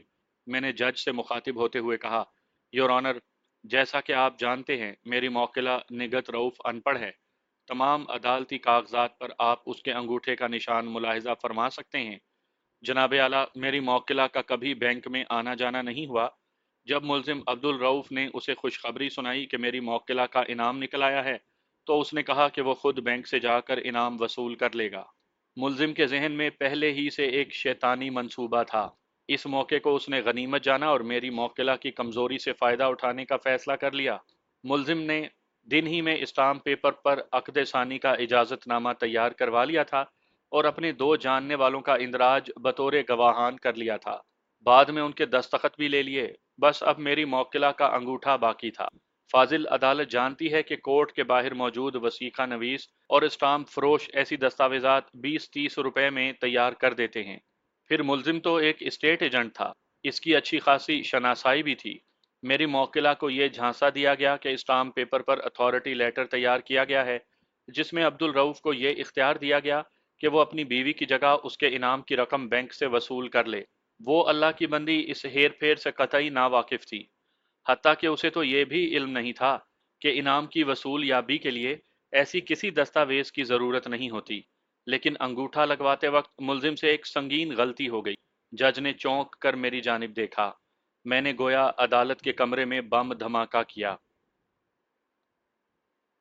یور آنر، ملزم نے بوکھلاہٹ میں میری موکلہ کا بایاں انگوٹھا لگوا لیا تھا۔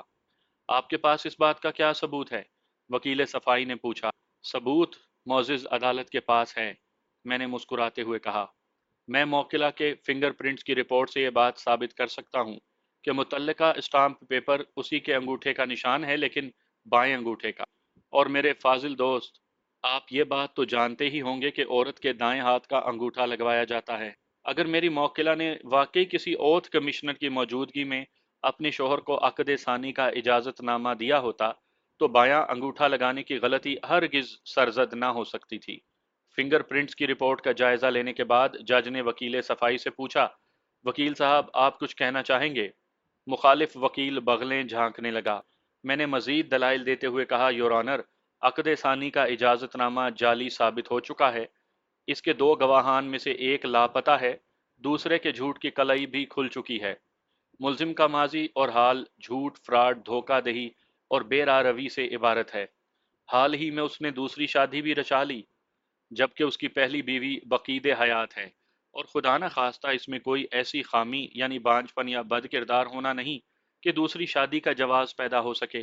پھر میں نے مسلم آئلی قوانین مجریہ 1961 کا حوالہ دیتے ہوئے کہا، یور آنر، مسلم خاندانی یعنی آئلی قوانین مجریہ 1961 کی دفعہ 6 میں لکھا ہے، کوئی شخص کسی پہلے کی ہوئی شادی کی موجودگی میں ماں سوا ثالثی کونسل کی پیشگی تحریری اجازت کے دوسری شادی نہیں کرے گا، نہ ہی کسی ایسی شادی کا جو ایسی منظوری کے بغیر کی گئی ہو آرڈیننس ہزا کے تحت اندراج کیا جائے گا۔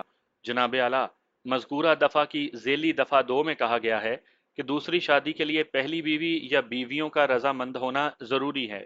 جج نے گھور کر ملزم عبد الرؤف کو دیکھا۔ اس نے ندامت سے سر جھکا لیا۔ بالفاظ دیگر اس نے اپنے جرم کا اقرار کر لیا تھا۔ میں نے اپنے دلائل جاری رکھے۔ یور آنر، مسلم آئلی قوانین کی مذکورہ دفعہ 6 کے ذیلی دفعہ 5 میں یہ الفاظ درج ہیں، جو ثالثی کونسل کی اجازت کے بغیر دوسری شادی کرے گا، وہ الف مہر کی تمام رقم موجودہ بیوی یا بیویوں کو فوراً ادا کرے گا، خواہ مہر معجل ہو یا غیر معجل، اور ایسی رقم جو اس طرح ادا نہ کی جائے بطور مال گزاری قابل وصول ہوگی، اور بے شکایت پر سزا یابی کی صورت میں قید محض جس کی میعاد 1 سال تک ہو سکتی ہے، یا جرمانہ جو 5,000 روپے تک ہو سکتا ہے، یا بیک وقت دونوں سزاؤں کا مستوجب ہوگا۔ جناب اعلیٰ، میں ان قوانین کی روشنی میں معزز عدالت سے درخواست کرتا ہوں کہ میری موکلہ مسمات نگہت رؤوف کو اس کے مہر کی رقم جو بامطابق نکاح نامہ کالم نمبر 13 مبلغ 35,000 روپے سکہ پاکستان رائج الوقت بنتی ہے، فوراً دلوائی جائے۔ جناب اعلیٰ، اب یہ بات پایہ ثبوت کو پہنچ چکی ہے کہ ملزم نے ناظم آباد والا فلیٹ میری موکلہ کی انعامی رقم ہی سے خریدا تھا، اس لیے اس سلسلے میں بھی کوئی منصفانہ فیصلہ صادر فرمایا جائے۔ میں نے ایک چانس لیا تھا۔ جج نے میری توقع کے مطابق کہا، آپ کی موکلہ کا یہ دعویٰ ثابت نہیں ہو سکا۔ پھر میں اپنی جگہ پر جا کر بیٹھ گیا۔ جج 10 منٹ تک بغور اپنے سامنے پھیلے ہوئے کاغذات کے ساتھ مصروف رہا، پھر غسیلی نظروں سے ملزم عبد الرؤف کی جانب دیکھتے ہوئے بولا، آپ 1 ہفتے کے اندر اندر اپنی بیوی نگہت رؤوف کا حق مہر ادا کر دیں۔ پھر حق مہر کی ادائیگی تک سماعت ملتوی کر دی گئی اور 1 ہفتے کی تاریخ دے دی۔ ہم عدالت سے باہر آئے تو سعادت علی نے پوچھا، وکیل صاحب، آپ کا کیا خیال ہے، عبد الرؤوف آئندہ پیشی پر حق مہر ادا کر دے گا؟ وہ جج کے فیصلے کا پابند ہے، میں نے تسلی سے کہا۔ ویسے میرے خیال کے مطابق اس کے پاس اچھی خاصی رقم ہے۔ ناظم آباد والا فلیٹ اس نے 2,25,000 میں فروخت کیا تھا۔ پھر میں ان سے اجازت لے کر اپنی گاڑی کی جانب بڑھ گیا۔ آئندہ پیشی پر عبد الرؤوف نے جج کے روبرو مہر کی رقم مبلغ 35,000 روپے بطور کیش ادا کر دی۔ اس کے بعد اس نے ایک انتہائی گھٹیا حرکت کی۔ وہ چلتے ہوئے نگہت پروین کے پاس آیا اور پھر بآواز بلند بولا، میں ایک جج اور دو وکیلوں کی موجودگی میں اس بھری عدالت میں تمہیں طلاق دیتا ہوں، میں تمہیں طلاق دیتا ہوں، میں تمہیں طلاق دیتا ہوں۔ اس کے بعد کی عدالتی کارروائی کا ذکر ضروری نہیں۔ اس واقعے کے 6 ماہ بعد ایک روز میں دفتر پہنچا تو اپنی میز پر ایک بڑا سا پیکٹ دیکھ کر حیران رہ گیا۔ پیکٹ کے ساتھ ہی لفافے میں بند ایک کارڈ بھی تھا۔ پیکٹ کو دیدہ زیب گفٹ پیپر کی مدد سے پیک کیا گیا تھا۔ میرے استفسار پر میری سیکٹری نے بتایا کہ کوئی فیروزہ نامی خاتون دے گئی ہیں۔ میرے ذہن میں روشنی کا ایک جھماکا ہوا اور میں نے جلدی سے ہاتھ بڑھا کر پیکٹ کے ساتھ ٹیپ کیا ہوا لفافہ نکال لیا، پھر اسے کھول کر دیکھا۔ میری توقع کے عین مطابق یہ وہی فیروزہ تھی، عبد الرؤف کی دوسری بیوی فیروزہ۔ لفافے کے اندر سے ایک شادی کارڈ برآمد ہوا تھا۔ اس کارڈ کے مطابق مسمات فیروزہ کی شادی مسمی کیسر محمود سے ہو رہی تھی اور نکاح کی تاریخ 2 روز بعد کی تھی۔ مجھ پر گویا حیرتوں کے پہاڑ ٹوٹ پڑے۔ میں نے کارڈ والے لفافے کے اندر ہاتھ ڈال کر اچھی طرح ٹٹولا تو اس کے اندر سے ایک طے کیا ہوا خط برآمد ہوا۔ میں نے جلدی سے اسے کھول کر پڑھا۔ لکھا تھا، میرے محسن وکیل صاحب، میں انتہائی معذرت خواہ ہوں کہ اپنے محسن کا نام تک نہیں جانتی اور آپ کو محض بیگ صاحب کہہ کر مخاطب کرنا مجھے اچھا نہیں لگ رہا۔ آپ میری شادی کا دعوت نامہ دیکھ کر یقیناً حیران تو ہوئے ہوں گے۔ لیجئے، میں آپ کو زیادہ حیرت میں نہیں ڈالتی۔ یقین جانیے، یہ دعوت نامہ کوئی مذاق نہیں۔ میں واقعی کیسر محمود سے شادی کرنے جا رہی ہوں، جو میرے ہم عمر بھی ہیں اور اس مردود جس کا میں نام لینا بھی گوارا نہیں کرتی، اس سے اعمال و کردار میں انتہائی مختلف بھی۔ میں سمجھ گیا کہ مردود سے اس کی مراد عبد الرؤف تھا۔ اب اس ناخوشگوار موضوع کو زیر بحث لانا اچھا تو نہیں لگتا، تاہم آپ کی الجھن دور کرنے کے لیے مختصراً عرض کرتی ہوں کہ اس نے اس روز عدالت میں نگہت کو طلاق میرے ہی ایما پر دی تھی۔ تمام عدالتی کارروائی کے دوران میں اس کا مکروہ کردار اور غلیظ باطن میرے سامنے آشکار ہو چکا تھا اور میں نے دل میں ٹھوس فیصلہ کر لیا تھا کہ اسے عبرتناک سبق سکھاؤں گی، لیکن میں نہیں چاہتی تھی کہ نگہت جیسی معصوم عورت کے ساتھ کوئی زیادتی ہو۔ میں جانتی تھی جب میں اس پر لعنت بھیج دوں گی تو وہ دوبارہ نگہت پر مسلط ہو جائے گا، جس کی روح پہلے ہی اس کے ظلم و ستم سے تار تار ہو چکی تھی۔ میں سب سے پہلے اس کی حفاظت کا بندوبست کرنا چاہتی تھی اور اسے اس کا حق دلانا چاہتی تھی۔ نیت کا حال تو خدا جانتا ہے، میں کہاں تک اپنے عمل میں راسخ ہوں یہ اللہ ہی جانتا ہے۔ میں ایک عورت ہوں اور میں نے جو کچھ بھی کیا ایک عورت کی ہمدردی ہی میں کیا۔ جب جج نے اس کے خلاف فیصلہ سنا دیا اور 1 ہفتے کی مہلت دے دی تو میں نے اسے مجبور کر دیا کہ وہ مہر کی رقم ادا کرنے کے بعد نگہت کو طلاق دے دے گا، اور وہ میرا مطالبہ ماننے کے لیے مجبور تھا کیونکہ اس کے بہت سے مالی مفاد مجھ سے وابستہ ہو چکے تھے جن سے وہ کسی بھی قیمت پر دستبردار نہیں ہونا چاہتا تھا۔ اس کی تفصیل میں آپ کو بالمشافہ ملاقات پر سناؤں گی۔ قصہ مختصر، میں نے ایک تیر سے 2 شکار کیے، نگہت کو اس کے چنگل سے آزاد بھی کروایا اور چند روز کے بعد لات مار کر اسے گھر سے بھی نکال دیا۔ اب وہ اسی شہر کی کسی سڑک پر آپ کو جوتیاں چٹکھاتا ہوا نظر آ جائے گا۔ مقدمے کے دوران میں اس نے نازم آباد والی اسٹیٹ ایجنسی چھوڑ دی تھی اور اپنا سارا سرمایہ میرے کاروبار میں لگا دیا تھا۔ اگر وہ آپ کو نظر آ جائے تو میری طرف سے اجازت ہے، آپ چاہیں تو اسے دیکھتے ہی گولی مار دیں، آپ کو کچھ نہیں کہا جائے گا۔ اور ہاں، میں ایک بات تو آپ کو بتانا بھول ہی گئی، میں نے تنسیخ نکاح کا مقدمہ 2 پیشیوں میں ہی جیت لیا تھا کیونکہ اس کی جانب سے کوئی سرگرمی نہیں دکھائی گئی۔ میری شدید خواہش تھی کہ میرا مقدمہ آپ لڑیں، مگر میری بدقسمتی کہ ان دنوں آپ یورپ کے تفریحی دورے پر گئے ہوئے تھے اور میں اس کو آپ کی واپسی تک ایک آنکھ دیکھنے کی روادار نہیں تھی۔ پیکٹ کے اندر آپ کے لیے ایک گرم سوٹ کا کپڑا اور مٹھائی ہے، اور شادی کی تاریخ یاد رکھیے گا۔ میں آپ کا انتظار کروں گی، فیروزہ۔ میں نے فیروزہ کے خط کو طے کر کے شادی کارڈ کے ساتھ ہی لفافے میں رکھ دیا، پھر لفافے کو پھولدار پیکٹ کے اوپر رکھ کر اپنی ریوالونگ چیئر سے ٹیک لگائی اور آنکھیں بند کر لیں۔ بے ساختہ مجھے سلیم احمد کا یہ شعر یاد آ گیا، تو منکر قانون مکافات عمل تھا، لے دیکھ تیرا عرصہ محشر بھی یہاں ہے۔